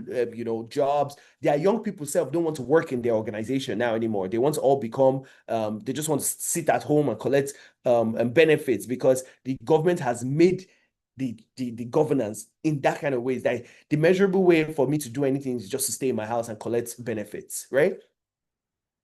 I'm starting with this opening that you understand that data, as Intui said, very, very important for you to drive impact. I want to even remove ESG, for you to drive impact in yourself. Like, for example, if I see a car coming, it's because I understand that this car is made of iron, is made of engine, is made of chair. When I measure the data, if this car hits me, I will die. I've measured the data of that car to the data of me. But if I have the data that I'm Iron Man from Avengers, I look at the car and the car is coming, I have the data of that car, that the data of this car is, I will hold the car with my hand. You see, now impact will be different because I'll stop the car because the impact, I can measure the impact now that because I'm Iron Man, I'm stronger than the car again, right? And then transparently, right? So we must understand this before the crisis comes. Now, I have a question. And I want you all to answer in the chat. What gives ESG power? I know I put it in the screen there, power of data in ESG. Some of you would just start putting. I knew Adeyemi would be the first person to do that. I didn't ask people to put my own answer. Did I tell you to put my own answer? I didn't tell you to put my own answer. I said, what powers? What gives ESG power? Everybody says, Olamide says echo data. Now data now. Alimot. Please, you should not kill me. The answer was on the screen. I wish I didn't put the answer now. I should have put ... I gave you people expo. I should have asked the question before showing this slide so that I would have seen everybody's thoughts. Ah, my bad. Our environment, community, and organization data. Thank you, Olamide. And we'll talk a little bit and we'll expose and open echo to everybody today. Okay. You're all right. Everybody is right. From echo data to normal data to Halimot na data na, all of it, that's what powers ESG. Look at all the standards that Intui shared with all of us today. If you go and check their platform, from Sustainalytical to SRI, all of them is data they're using. And one of the biggest problems we're having is that everybody agreed that crude oil should be petrol is what powers our car. Kerosene will power our cooking, right? No, just hear this thing I'm telling you. Kerosene will power our cars and our planes to move us around, and even our machines that will do our processing in our factory. Kerosene will power our cooking and all the things that we have in our diesel will power some of our machines as well that are bigger and more powerful, right? And gas will power our cooking and our daily life, right? Now, everybody agreed to this, but do you know that till today, everybody has not agreed about how data can empower everybody? So when you have SRI, Sustainalytical, all these data platforms that have created ways for us to understand how we're being responsible for our environment, how we're doing things they're not adopting it. Even though we know that data is a new oil, we know that data is the best way for you to do something. So if I wanted to start a business, I should be able to see the data of Nigeria, right? And we'll get to this point in a minute. So what gives ESG power is not your intention. Oh, I have an intention that this will help us. It's not your intention. It is also not your branding. Oh, I'm just trying to put my branding out there. I'm just trying to, oh God, we don't need it. We don't even need your intention that you want to, oh, I have an intention. No. Show me data. Keep everything else. Show me the data that this thing is real. For example, I was in some of the groups that were planning for their capstone project. And I was sharing with them about the fact that if all of you, I told each and every one of you to tell me a new idea you want to have. I have $1 million I want to give each one of you. Tell me your business idea. Everybody has a new business idea. Everybody has a new thing. Oh, I come from a background. I studied engineering. And so as I studied engineering, I have a business idea to do this. Oh, I come from a background in this. Everybody's always talking about their background or the family problem they faced and why they think they should now be doing this solution, something like that. And I think all the VCs, all of them, again, VC is dying. VC has been dying since 2022, if you all know this. So venture capital is already a thing fading away. And the reason why it's fading away is because they came and touched Africa. They should have not touched Africa at all. They should have stayed where they were. As soon as they touched Africa, everything was exposed. So we can see that funding where you will be talking from, oh, my family suffered this. No. I told them in the group, I was like, if we can collectively choose a location, if you research that location, you will see whether the problem that everybody keeps talking about that location is the strongest problem or the weakest problem. Because data helps you see that. So without data, ESG is storytelling. I told you, you'll be telling us a story. In my village, When we want to catch fish like this, the fish will just come out, it just die. When we cut the fish, we open it, we see plastic. Storytelling. But if I come and say, oh, in my village, we have a vast river. The river is this amount of kilometers. We have over 1 million fishes living in this river. And over this period of time, this pollution in this oil has killed over 80% of our fishes. Now, tell me whether your solution will not be powerful enough to bring back a number. To bring back the fact that, okay, we need to now be responsible for this river. The community that lives here around this river needs to be engaged in making that happen. And then whoever is causing this problem to happen, we need to sort them out. We need to look at their governance transparently. How are they removing the oil from that place? How are they doing the oil? How are they cleaning up after they've done their work? All of that kind of stuff. So without data, ESG is storytelling, right? Guys, remember I told you that my presentation, remember, it's about saving the planet. So you can see it's one line, finish. And if you remember my last presentation, it's the same thing. And I'm just encouraging you all to do the same thing that way. Without data, or with data now, ESG becomes strategy. Why am I saying this to you? ESG should be a strategy in your personal life. ESG should be a strategy in your business. ESG should be a strategy in how you live your life for the future, because trust me, this is our future, especially we as young people. The elders did not have this. They didn't give them ESG. Your daddy and your mommy, they did not know ESG. They didn't tell them about SDG, nothing. So they were just living their life anyhow. But you now, they've told you, so you cannot escape. The future is ESG. The future is about being responsible for the environment, measuring how you are impacting people in your community, and transparently showing the governance systems that you're putting in, or governance system from leaders in that location. So power in ESG comes from measurable environmental reduction, measurable social inclusion, and measurable governance discipline. I want you to write that down again.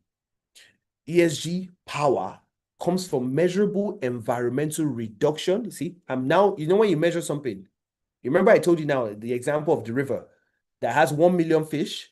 And then when you now check, you now saw that there was only 100 fish left. You're like, this place used to have 1 million fishes for everybody to eat over this period of time. Now it's now 100. That means people will not be able to eat for a period of time. Now you have measured environmental reduction. So what is causing this? You reduce it.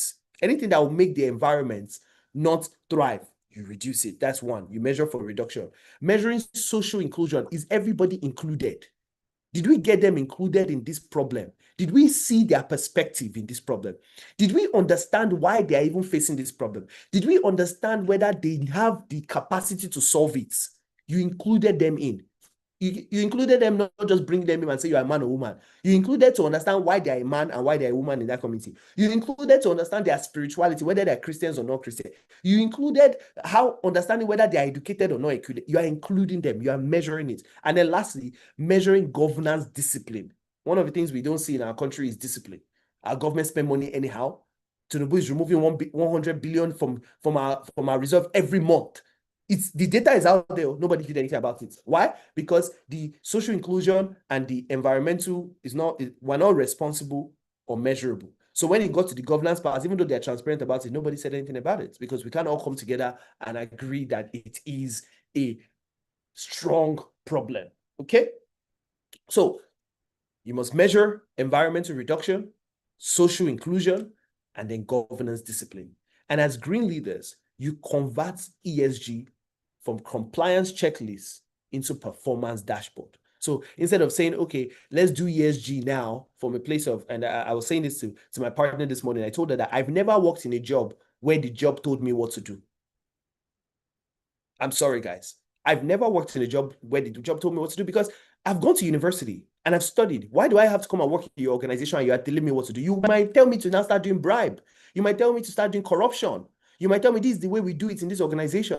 No, as a green leader, you're not the one that comes to checklist. Oh, I've done it. Oh, Shebi people said I should do this job. I've done it. Shebi people told me I should do it. I've done it now. I've ticked the box. No, you are not that type of leader, and we don't want any type of leader like that in Africa anymore. That just does the that's how they say we should this company. They have not paid me my salary. Are you the one paying my salary? How can you tell me I should go and change it for them? You have to start changing it for them now. You have to be a person that checks the performance of How are you people doing this in the environment? You see somebody in your office, they finish eating, they're throwing their plastic anyhow, throwing it on the floor, throwing it, yeah. In short, you're even walking on the street, you saw somebody in front of you, just threw his plastic on the floor, and you are just, okay, it's whatever, it's Nigeria. No, excuse me, can you pick this plastic? If the person doesn't want to pick it, maybe they start fighting you. Say, no problem, don't fight me. I will be an inclusive social person and I'll pick it up for you. When you do that, the person will look and say, hey, my life, now wow, it's true. Because my house, I know they threw plastic. How am I throwing it on the floor? You must become that type of leader that is not about checking boxes. Oh, I've done it, so that everybody knows I did it. But a person that is becoming a performance dashboard person that is saying, how did you perform in the environment? Did you reduce? How did you perform as a social? Did you include? How did you perform as a governance? Was it disciplined? You see that more of us that are leaders are more disciplined than those of you that are not leaders. And you'll be like, why are you so serious? My partner is always telling me, I just want to play. I'm like, hey, yes, there was time, but we need to be disciplined, right? Okay, let me move forward. I was checking if I have a question to ask you guys first before I move forward. Convert performance to dashboard. Yes. Okay. Let me just read some of the things you guys have put in chat. Data builds deeper knowledge and insight for sound informed judgment. Data is an engine. Bahilu, I'm taking that one. Data is definitely an engine. At this point, I feel like data cannot fully be defined. It's beyond explanation of words. Nifa, don't do that to yourself. Data can be defined. Yes, it can be defined. And we'll talk about that today because for them to design ESG is defined. Environment, social governance, data is defined, right? And I know it can be overwhelming when you think about it. It's just the same way they were thinking about crude oil when they found it on the ground. Like this crude oil is beyond it. When the scientists took it, they said, from just one crude oil, we can make fuel, we can make kerosene, we can make diesel, we can make gas. They didn't just stop there. They were not like, from this same crude oil, we can make mattress, we can make plastic, we can make, they were like, wow, interesting. But we're now in a world where those things, it's not about that. It's about how much data, how much did he reduce? How much did he help the environment? How much did he bring everybody included? How much was he disciplined about not destroying the earth, right? Teresa, I love that data builds conviction. It builds conviction, right? It builds conviction. And as green leaders, who got these parts? Okay, I don't understand if that's a question. Right? As green leaders, who got this part? Okay, I don't. Let me. Okay, great. Cool. Okay, all right. The person. Okay, they've answered. All right, cool. I'm with you guys. You see, I'm included with you. All right. Let me move to my next slide. There's no question there. Right. So data in ESG. In this slide, I just wanted to outline what data is used for in ESG. Remember, I told you we'll talk about data for ESG impact, and then we'll talk about data for innovation. Please just give me a second, guys.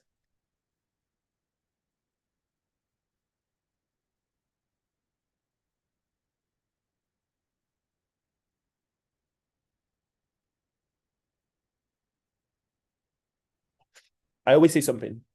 I always say, if the problem or solution or innovation that you're bringing does not solve your village people's problem, please, just leave it alone. You must have real data, real information. And why I say village people problem doesn't mean that you have to go back to your village. It just means that who are your village? Who are the people that you interested? Something just came to my mind that village, there's age at the end of it. So it's who are you living in a villa with over a period of your age? I came up with that instantly, guys. I've never thought about it before. Village, visualizing of the visuals of where you have been living over your age period. So it's not, sometimes English, I used to try and find out why did they call this thing village? Why is age at the end of village? Why is it now just ville? Why is it not villa? Because villa is also house. So village will be villa plus your age. So you have to marinate in that. So if you lived in Kaduna from when you were 1 to 15, is that your village? If you lived, it's yeah, guys, I'm not going to go into that.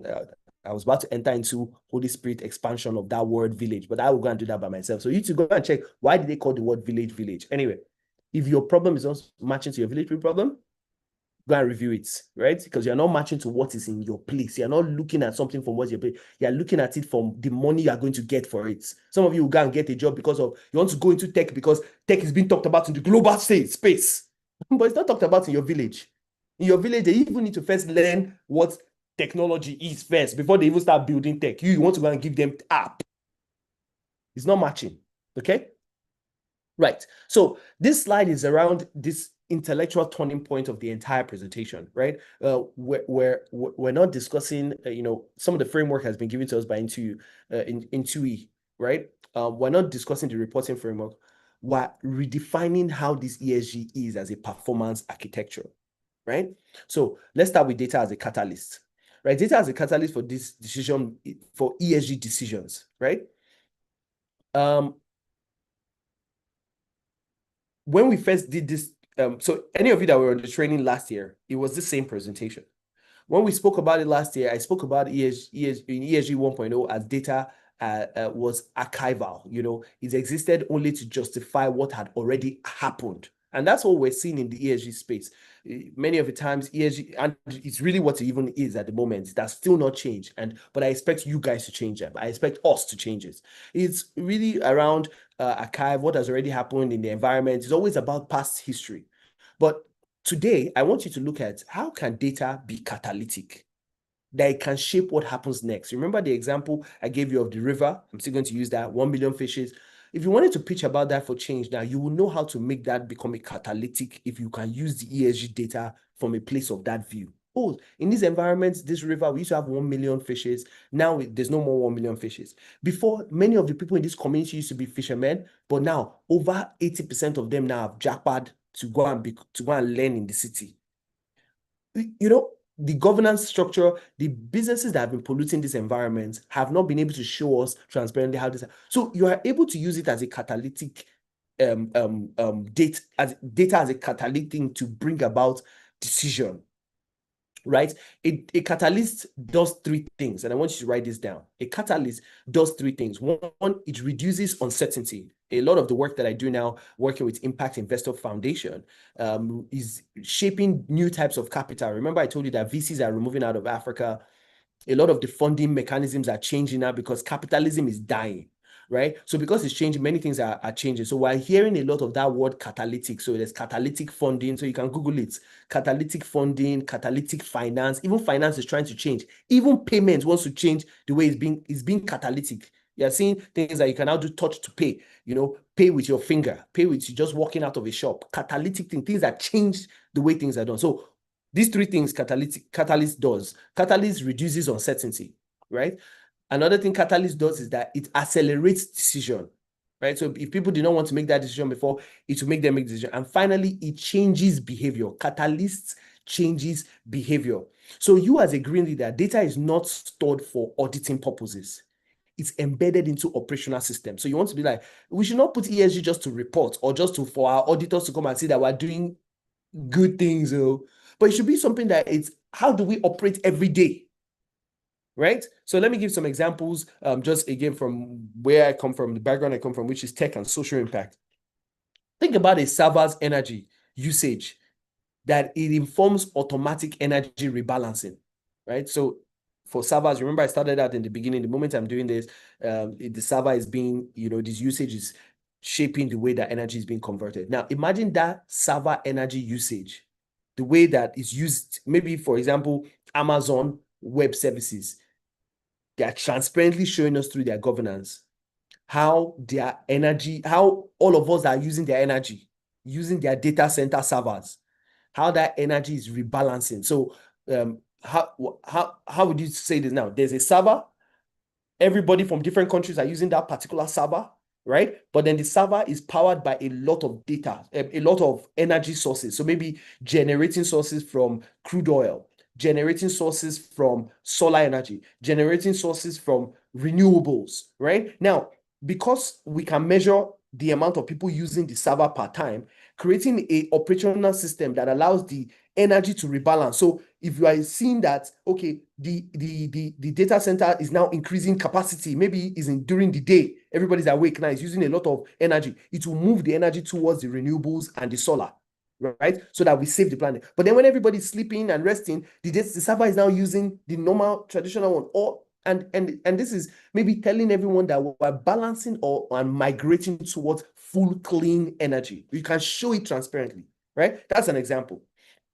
Another example is using sentimental data to inform product redesign. Now, why am I saying this? Again, community, right? You're looking online, you're seeing people writing about a particular thing. Maybe they're talking about how payments, let me use payments in Nigeria, right? So people are talking about how payments is done. Every time I'm using MoneyPoint is fast, MoneyPoint is fast, MoneyPoint is fast. Immediately I send my money, I hear that sound, ping, money has been sent, right? Using that sentimental data, you can now say, oh, if I want to design a product for people to do financial inclusion or people to pay finance, I need to make it not about speed anymore. It now needs to be more about something else, right? You now see the data of what everybody's talking about and say, okay, from this, I can now make a decision about how do I get people to be more financially included away from just speed. Maybe it's more about accessibility than speed. How can they access funding, which is what I work in. I don't work in you being able to make your payment faster. I work in how can you access funding based on different metrics that are not just, you must prove to us that you can pay it back, because sometimes you might not be able to pay it back, but what you are trying to do with that money is positive for everybody. So how do we change that system is one of the work I do as well. Another example would be like governance compliance data, right? Okay, let me just stop here. So data now becomes a trigger. It doesn't become a record. Now, what are the types of ESG data structure? Intelligence, right? So types of data that are driving ESG impact. One is environmental intelligence. So you can go into deeper data like carbon intensity per transaction. I know a lot of times the other speaker was trying to speak to that. Energy source mix, renewable versus fossil. I just gave that example now with Amazon Web Services. Water usage in cooling systems. These are environmental intelligence. How do we use water in cooling system? E-waste cycle tracking, right? These are not aggregated yearly. These are measured per the unit of output. You see, I'm giving you things that are real time. So you must be able to write this down. As green leaders, measure impact per product feature, not per company press release. Write this down. That you measure impact per the product feature. What is this thing giving? What's the feature of it? Not per, oh, this is a great... The company just released now that they have 1 million. Oh, okay, that's the environmental part. Social intelligence would mean things like user inclusion metrics, wage fairness, consumer trust scores, geographic access disparity. How can you access those places? Community data must be behavioral, not symbolic. So you as a green leader, you must measure, write this down. Who is benefiting? Who are they excluding from this benefit, and who is at risk if this is done, right? You must measure this, write this down. So if communities' trust declines, the system detects it early, right? This is what you should measure in the social part of intelligence. Now, the final part is governance intelligence. So decision traceability, who made this decision? AI bias audit logs. In TUI mentioned about this, about AI bias, right? Can we create a log of showing how AI is biased? It's a business idea for somebody right now. Maybe it's in TUI. This is for you. To create a log of where are AI showing most bias. We don't have that. Okay. There's another intelligence like board diversity ratio. How much men or women are in this board? How is it representing the diaspora? How is it representing the people with disability? How is it representing the youths? How diverse is this board? Another part is compliance breach. And so on and so forth. These are some of the, and they are exhaustive. If you know any other type of intelligence from the ESG, please write them in the chat as well. And just put this one is E, this one is S, or this one is G that I have not mentioned that are part of the intelligence. Please just put them in the chat. So instead of thinking as a governance or in your organization, do we comply? Because that's what most organizations do, especially in Nigeria. Are we complying? Are we complying? Let's match with their compliance. So instead of thinking of doing that, why don't you ask, what is the probability of failure next quarter? What's the probability that we fail in our ESG next quarter? So it becomes a predictive governance than a programmable or reporting governance. So why real-time data matters? And I'm going to wrap up here in a minute. Why does it matter? Why does real-time data matter? Why does this effective operational data matter? Quarterly ESG reports is structurally flawed because especially for tech companies, right? Technology scales in days. You know, I told you about, I'm using this now. It's on Amazon data center because I know Zoom is on Amazon Web Services. So Amazon is feeling this pressure that we're having this meeting now with 39 people on it. They are feeling it. It might not be huge, like a Burna Boy event where 1 million people are streaming, but they are feeling that we're doing this right here, right?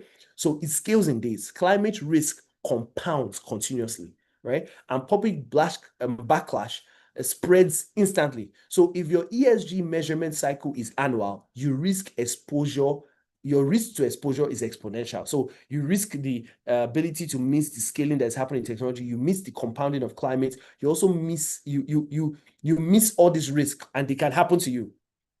But real-time ESG allows you would have a dynamic carbon footprint monitoring. You can see how your stakeholders are giving feedback in real time. You can automate the compliance flagging so that it's happening in real time. And then you can early detect if there was any governance anomaly that's happening. So you as green leaders, you must position yourself, whether you're working in an organization where you're starting that startup, that you must create systems or work in an organization that gives early warning system. They do not react to the crisis waiting for it to happen, but they preempt them and get them done. Now, finally, you must shift from this reporting to performance. And I've mentioned that, I've said it a lot, and I will not emphasize a lot more on that. Right. So data as a concept. Data as a concept, and I'm going to rush through the remaining part of my presentation because some of this training that I give are 1 hour training, 2 hours training. So I'm just going to rush through the remaining slides, right? Data as a concept. ESG fails when data is fragmented. So you as leaders, you require integration, right? If you only do E and remove S, remove G, it's fragmented. You must bring them together. Environments affect community. Community trust affects the governance of people. Governance decision affects environmental outcomes. You know, I've been saying it like this already from the beginning. I use the example of the Warri, the ocean polluted their fish, right? The environment is polluted by what? The governance of the oil company, right? So that part that is affected now affects the people that are supposed to be eating fish from those places, or even me in Lagos eating fish from Benin for a cheap price. It's affecting me. And as that has affected me as a part of the community. Now, I don't trust the government. So my trust will affect governance. I don't trust them on being able to do something in that particular location. And then as governments, their decisions or how they do business in that location will be affected because of this environmental thing that they've already done. So if you see now, Shell has left Nigeria, they cannot even do work on the onshore again anymore. They're now offshore. Why? It has affected the decision they make in that organization. So data must connect this system, not isolate them. Your data concept must connect the dots. Now, I wanted to share with us today the echo model. You can already see Olamide on the chat putting the echo data, why we do it. So I'm just going to break it down real quick. If you already have joined the echo platform, and if any of my team members on here, please just write the echo platform, theeconomyplatform.com on the chat. If you have not joined into the echo platform, I encourage you to go there and get your echo ID, because your identity is tied down to ESG, it's tied down to the data that you're doing. I always see ID. You know, if you know me, I'm very innovative in my mind, which I just did with Village.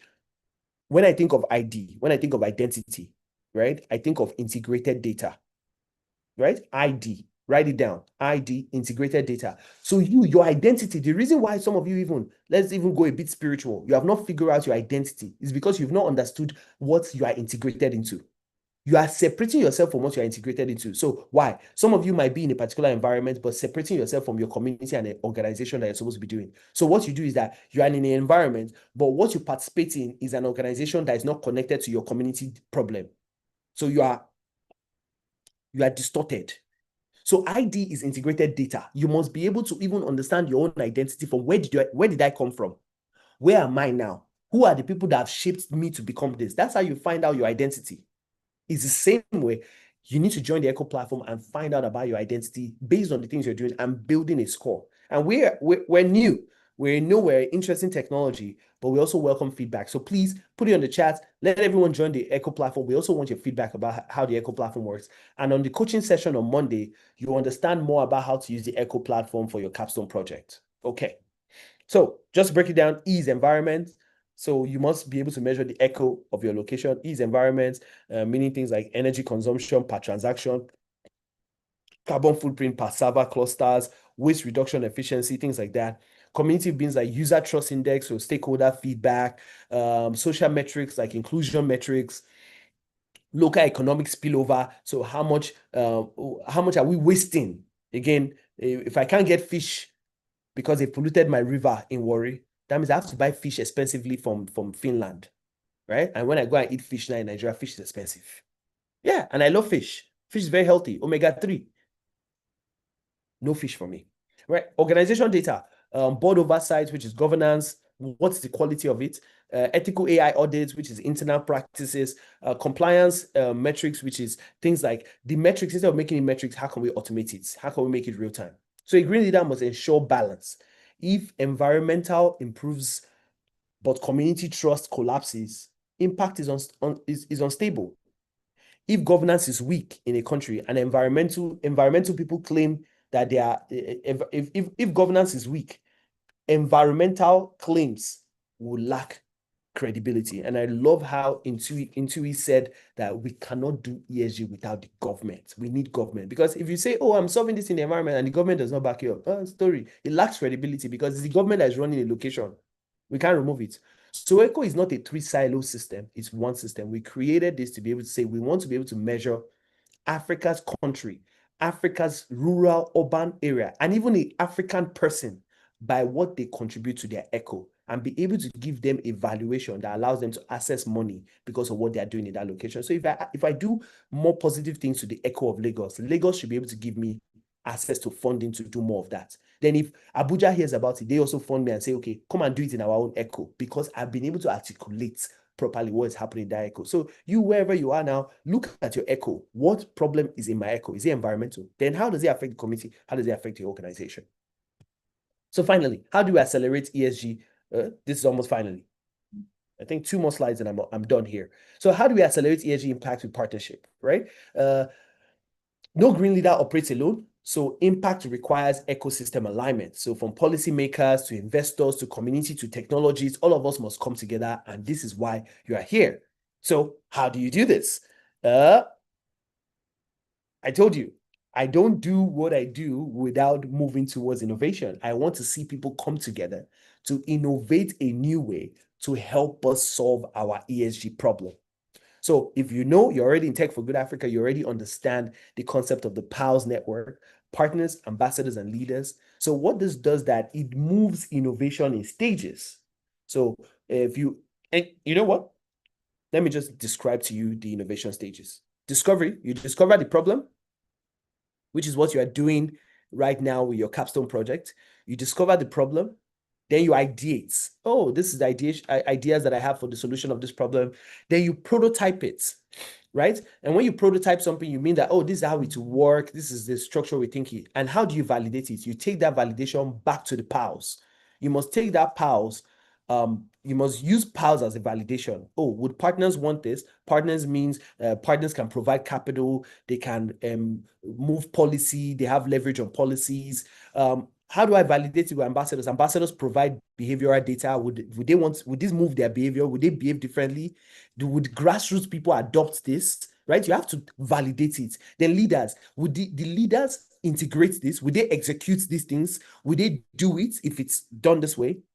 You as a leader, you coordinate that triangle. You coordinate the triangle of every pulse in your life. You as a person, there are partners in your life that should be able to help you do things. There are ambassadors that help you to see how you are behaving better or doing things better. There are leaders that will help you to integrate and execute things better. How are you coordinating that triangle around you? And do you even know what position you are in different things? Sometimes I'm an ambassador in my church, but I can be a leader in Tech for Good Africa. Why? Because in my church, I'm providing behavioral ways of doing serving. I'm a servant in the house of God, right? I serve all the time. But then in Tech for Good Africa, I'm serving, but I'm serving as a leader. In my organization where I work in, I'm helping to provide capital to small businesses, to impact businesses. I'm now a partner. So you see, I've even covered the pals of myself in Nigeria. So I'm a pal in Nigeria. Now, are you coordinating the triangle of yourself in your echo to make sure that you know that I'm being an ambassador for this? So without ambassadors, solutions will fail socially. Without partners, solution will fail financially. Without leaders, solutions will fail strategically. So we need to make sure that that comes together. So I wanted to do this case study, but I'll rush it. I'll rush it. I want you all to spot the gap. So an urban center across Africa struggle with waste management due to rapid population growth, right? I wanted to put a particular location, but I wanted to leave it broad. Inefficient collection system and a lack of real-time waste data. Do you see what I did there? I put the ESG. One, in the environment, you see that what I did there was showcase data, right? There's a rapid population growth, but then there's no collection system that is efficient. And then there's no transparency of the governance on how real-time waste is managed. So poor waste disposal leads to environmental degradation in the community, health hazard, and then governance that would have given us the opportunity to raise some money, which is you have recycling organizations that have board members that know how to recycle. We miss the opportunity of the recycling market that's happening at the moment. So in Lagos, Nigeria, 13,000 tons of waste are generated daily, but only 40% of it is properly collected. Poor waste management contributes to flooding in Lagos, air pollution, and even disease outbreak like Lassa fever and Ebola. I want you all to use the ECHO data model to design and improve waste management strategy for an African city, identify the PALs, and how can we incentivize PALs to adopt better waste practices. Now, I'm going to leave this with you guys to do it. I'm going to send you all this presentation as well. I just want you to take your time to actually do this. Engage with it, right? Where is the environmental data gap? All right, you know what? Let's even just do the echo of it, right? In the chat before I close today, right? I can see a lot of things have been written in the chat. That's actually cool. Excess wisdom, lines, village, villa plus. Indeed, money points is fast. Biodiversity impact tracking. Okay, anti-corruption controls. Data is a concept. It should be transformed to performance. Thank you. You guys are catching up with me, and I love that. If governance is weak, environmental claims will lose credibility. Thank you so much that you are actually following me. All right, so let's do this work together. In this background you've seen of Lagos, where do you think where is the environmental data gap here? Please just put it in the chat. Where is the environmental data gap?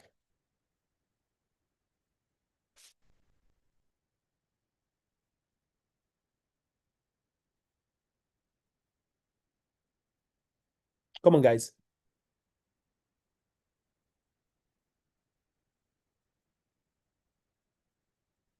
Lack of real-time waste data. Thank you so much. Waste management. Okay.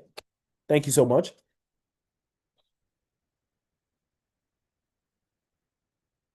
Any more?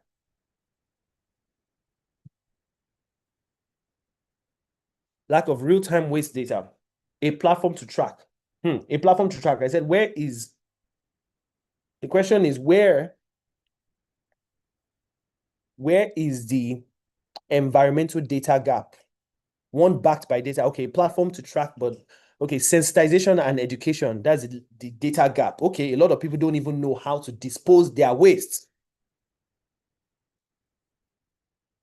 I'm clapping because I told you that it's not separated. So I did it on purpose to say, where's the environmental data gap? But to you, you might think that the environment is just about the waste itself, but it's not siloed.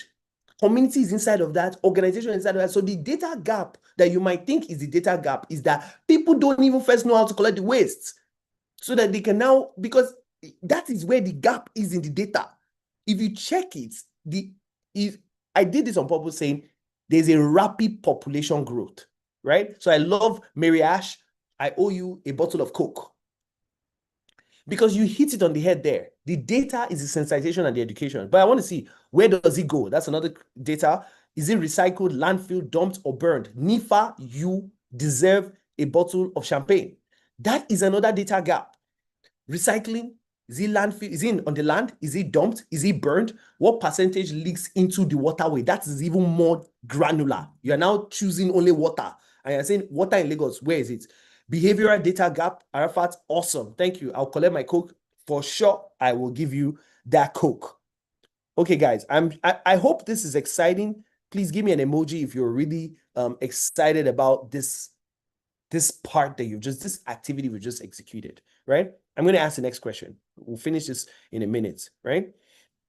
So just to give some examples of environmental metrics, you things like percentage waste collected per districts daily. So you see now by location, emission per ton collected. So every ton that is collected, what is the emission of it? Recycling recovery rates. You see, I'm giving some metrics, right? Landfill diversion rate. So you definitely have seen the gap, but I'm just giving you some of the metrics which aligns to some of the things that you guys have already put in here, right? I want to ask the next question. What's the next question? I think I had the okay. So just to mention some of the gaps using the ECHO framework. So missing environmental intelligence would be no live waste volume per district, no landfill overflow, which is some of the things you guys have mentioned, emission data, no recycling conversion rate per zone, no contamination rate tracking on recycling streams. So it's very, very granular. And one of the things about designing data is that you must design data from a particular location. You have to choose a district. You have to choose a district. You have to choose a people. You have to choose a zone. You cannot just broadly be speaking about data from a very broad view. Accurate traceability of the waste. Thank you so much. That's powerful as well. That's really powerful. Right. I had, where's the other question? Where's my second question? These guys they don't want me to ask that second question. I will ask it too. Guys, I will ask it. I will ask it. Don't think I will not ask it. I'm looking for it.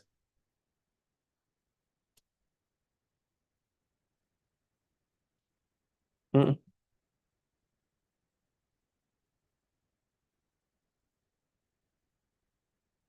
Mm.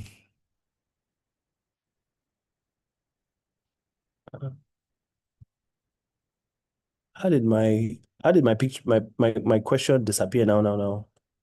Guys, you will need to confess what you have done to me. So allow me to see there's my question. Okay, second question. Where is the community engagement gap? I know some of you already put it in the gap. I put it in the gap, put it in the chat already. Where is the community engagement gap? But the challenges with measuring the actual volume of waste being generated is exactly why it's difficult to eventually get data. Most data we reference are estimated. Thank you, Arafat. That is really cool. That's why I said they are not separated. So this thing you've just mentioned as a challenge has to do with the government and the metrics that they're using to measure it. And you say I gave you some metrics that they do not understand, which is why you as green leaders, you go into those organizations and start to help them with those metrics. I told you, our daddy and our mommy, they did not tell them about ESG. They don't know it. Right? Halima, thank you so much. That is one of the community one. Yes, education and engagement. Guys, what are some of the other community engagement gap? Where is the community engagement? Household educational levels, waste sorting participation. Thank you, Nifa. You are smart. Payments, compliance, behavior, incentives for separation. These are some of the engagement gap that has not been put in. And we know who is not putting it in. We definitely know. So you see why I said it's not separated. They are all together. Awareness program for business and engagements, getting local ambassadors. Louis, I love you. You are going to come and lead the local ambassadors for ESG in Tech for Good Africa. Since you could see that, your eyes are open to getting local ambassadors. We don't have local ambassadors. You see why we have the PALS network as a thing to be able to track these things properly. Our government did not create it for us. So we decided to create it ourselves without doing NSAS on the streets, right? Guys, any more? Any more community gaps? All right, I'm moving to the final one now because we've gone past time. Jesus, sometimes this training just gets too excited. Finally, where is the organization inefficiency? Just type some of the organization inefficiency. Engagement with waste collection companies and individuals so they are not left out. Julia, this is a government one you've just spoken. This is their inefficiency. Thank you so much. Engagement with waste collection companies and individuals so that they are not left out. Government does not do this. Governance does not show the transparency of how they are doing this, even if they are doing it. Right? Any more? Any more? Any organization inefficiency? Let me mention some. No performance dashboard, no real-time service level tracking, no root inefficiency metrics, measuring the roots of how these things, no cost per ton transparency. take policy measures. They don't take policy measures. Fantastic. So what should exist to be like contractor KPI dashboard, routes optimizations, budget to performance comparison, predictive overflow alerts. So there's no evidence of real-time tracking of trucks, performance dashboard, area-based collection KPIs. You see, we're speaking the same thing. NIFAS. Who is NIFAS? This person is coming and working with me more and more. All right. So guys, I'm going to stop here. I think that I've done justice. The only thing I was going to put at the end of it, and maybe I should do my maybe I should do my final closing. I wanted to say something in my final closing. I want to say my final closing. I had a closing statement to tell you guys heavily and powerfully, right? Heavily and powerfully. So I'm truly proud of you guys for joining the session. And I'm truly proud for the fact that many of you already have the mind to do green, right? If I stand before a person every day, I'll ask them a question. My spouse is here, she's looking at me. I'll ask her, is it red or green you want to choose? Choose now, red or green. Who remembers Matrix? Matrix, in the beginning of Matrix, Morpheus came to him and said, red or blue pill? Who knows the pill that Neo took? Who can remember? He said, if you take this pill, you go down a rabbit hole and you would love that you went there. If you take this other one, we'll call it a day. It's everything, you go. It's interesting. It's the same way we're choosing for the future at the moment. You either choose to be green or you choose to be red, right? We cannot have you as amber because we're moving towards heavenly. As it is in heaven, so it is on earth.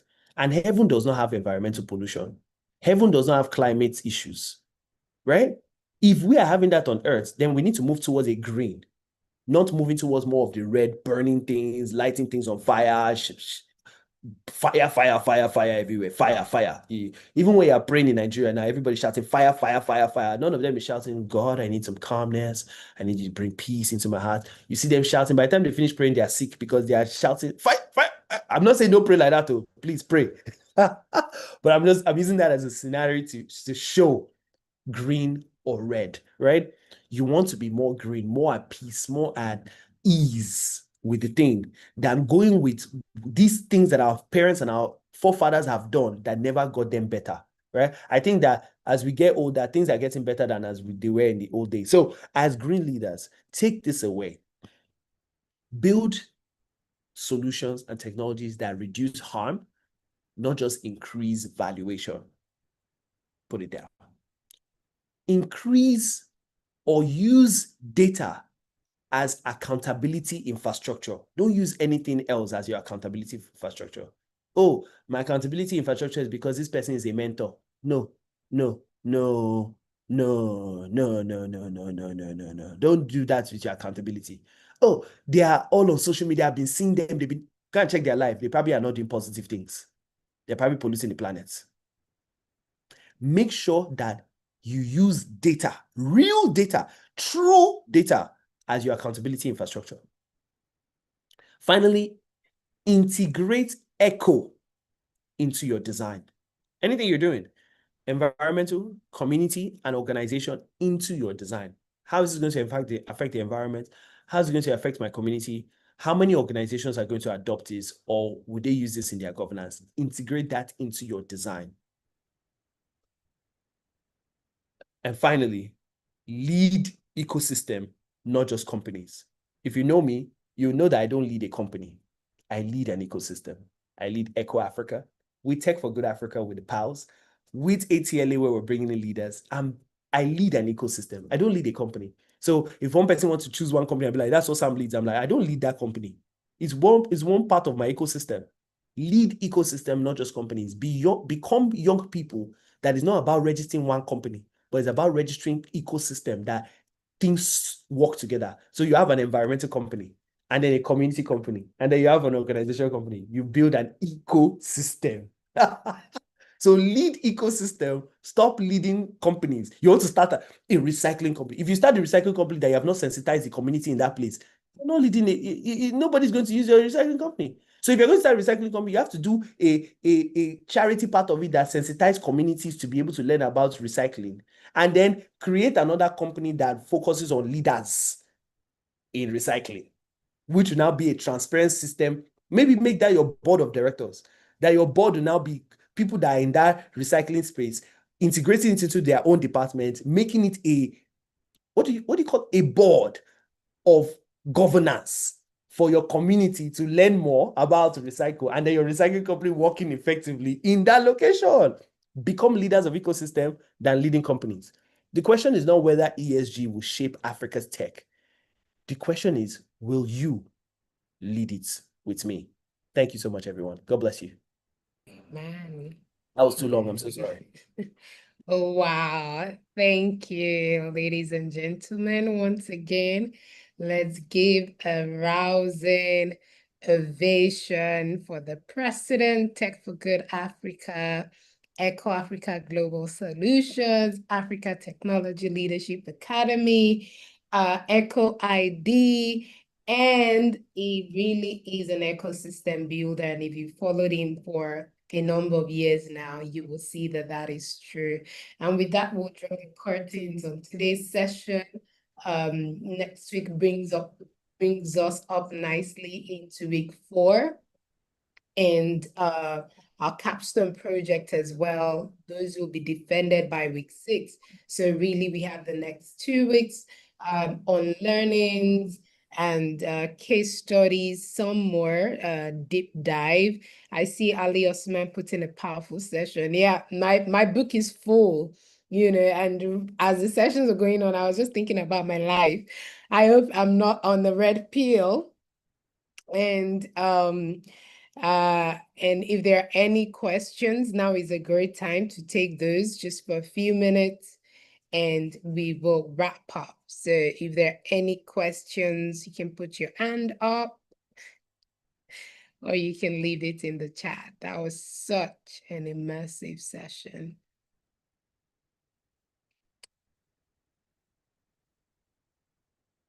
All right, Arafat, go for it.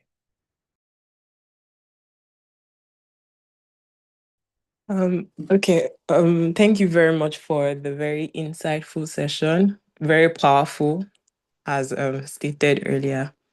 So my question is that we've established how important data is, but then I keep circling back to the measurements and how it's difficult to actually measure the data we need for many solutions that we're trying to provide. Take, for instance, the waste management example that was given. For a community that you want to execute a waste management project on, you most likely want to start with the number of people living in that community. That's the population. That's most times is hard to find, like the data of the number of people living in a community, unless there's like a rigorous research involved. That's an aside discussion. But I'm just trying to talk about how we actually measure the data we need for the solutions that we are trying to provide.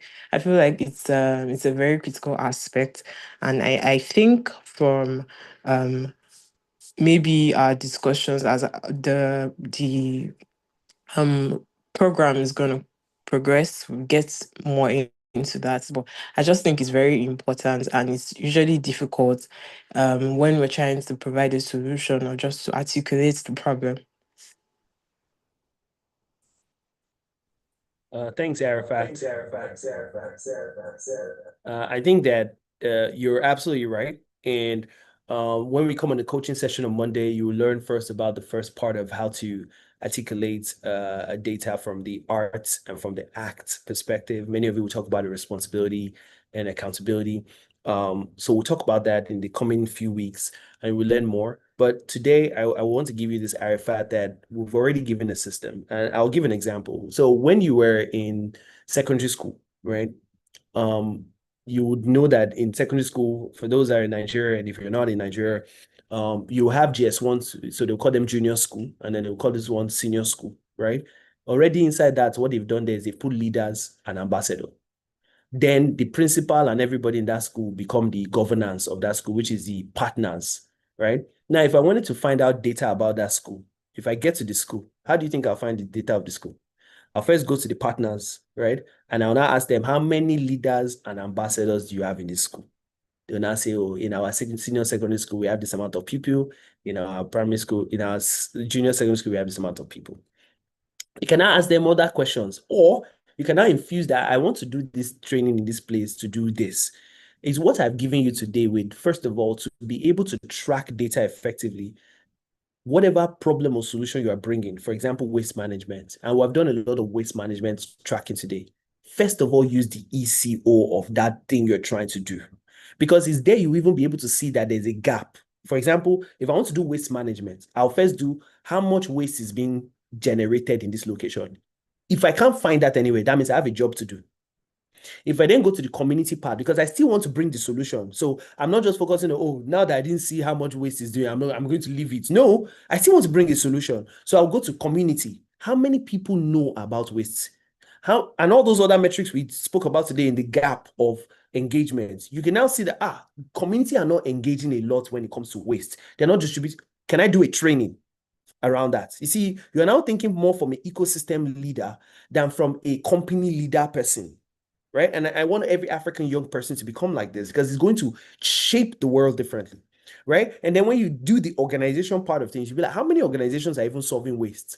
How many of them really are measuring the community and environmental part? Then you're now saying that, okay, maybe I need to develop a new type of organization. Or where are the groups of young people that come together and say they want to solve waste problem in Lagos? Is there a group? Is it a governance group, or is just always been a talking group? Do they have a governance structure?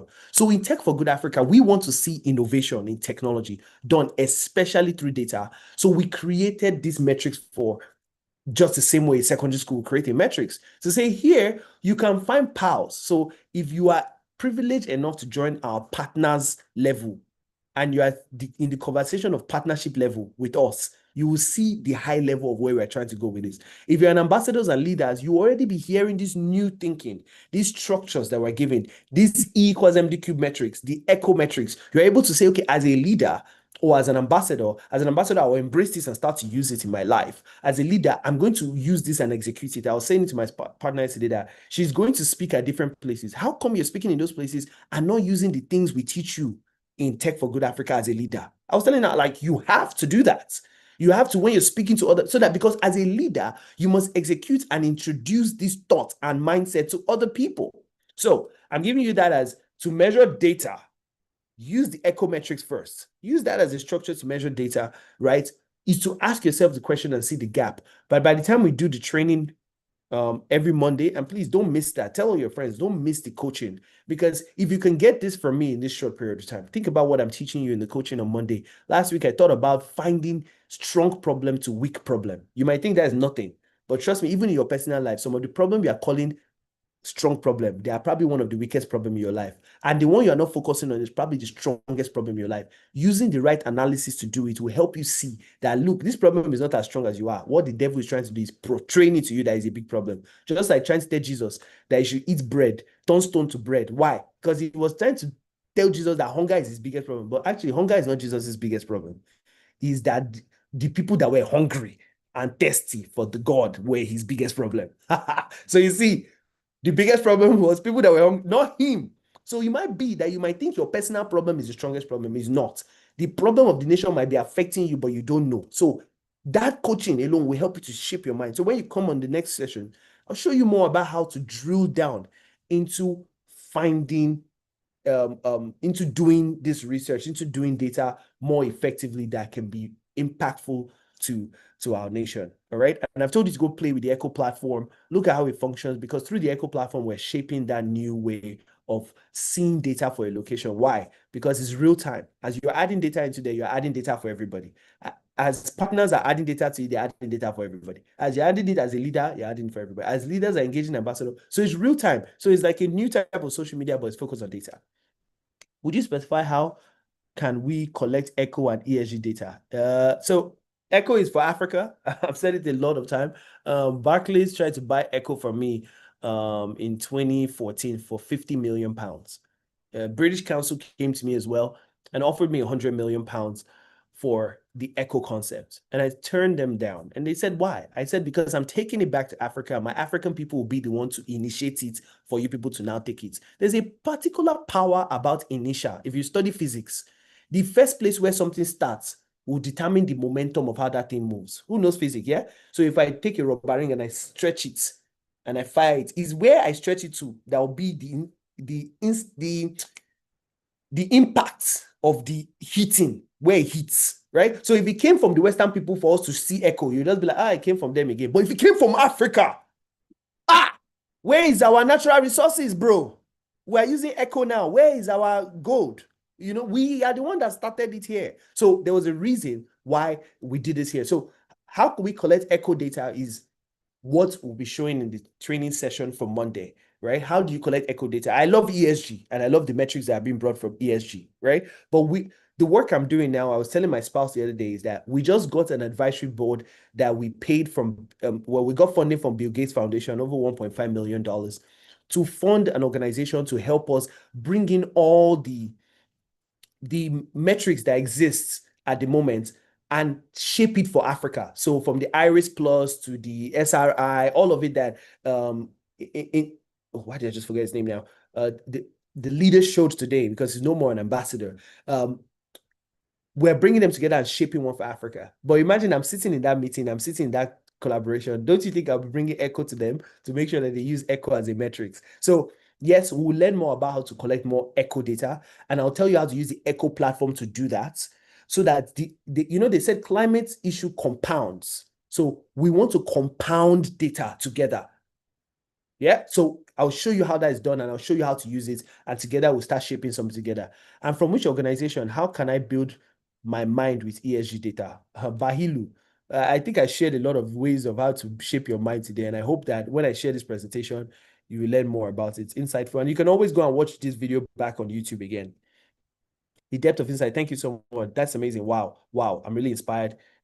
Intentional foresight. Arafat, thank you so much, everybody. And I wouldn't be me if I don't have 30 something of you guys on this call today. I won't be me if I don't have Olamide Efosa Austin here with me. She's always giving me food.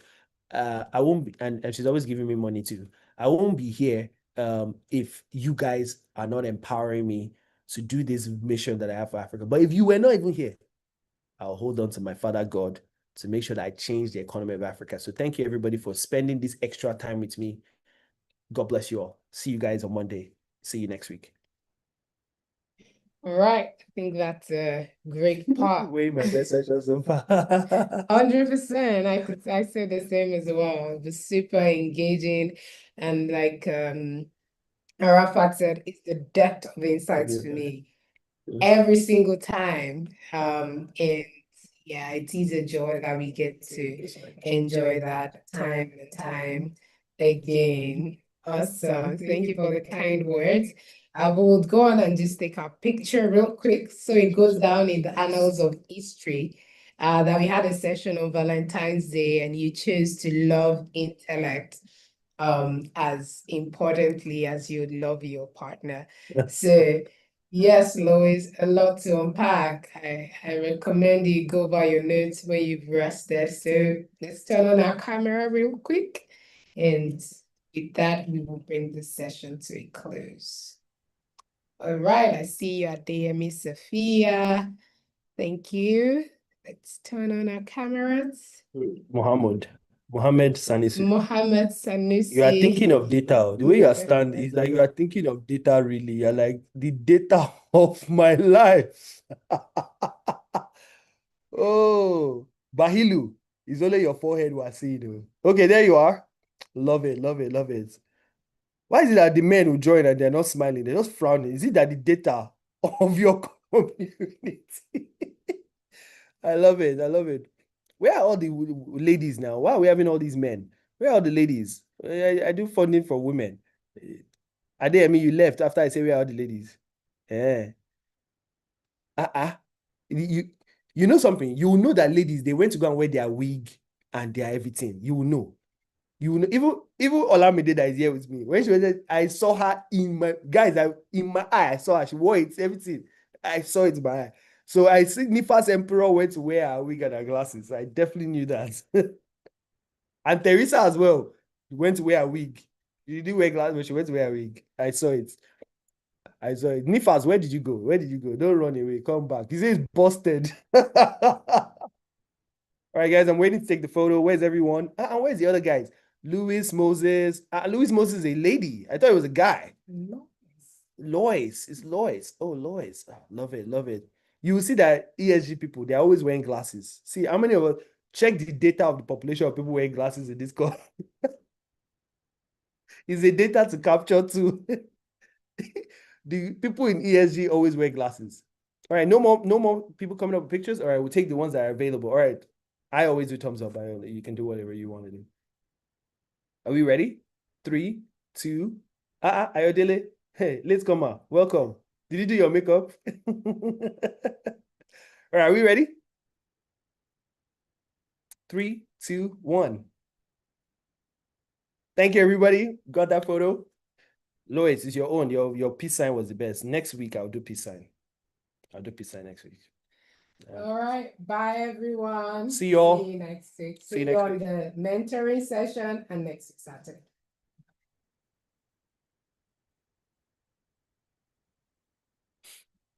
Wow.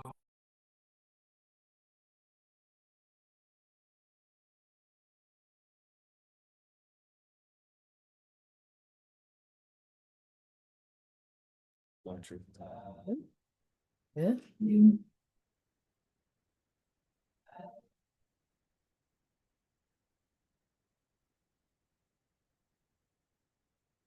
Life is worth living. No be for poor pikin. I want die. Them be the ones fed up. But me, according to your sight, I'm bigger than them. Division between us, my blessings multiply.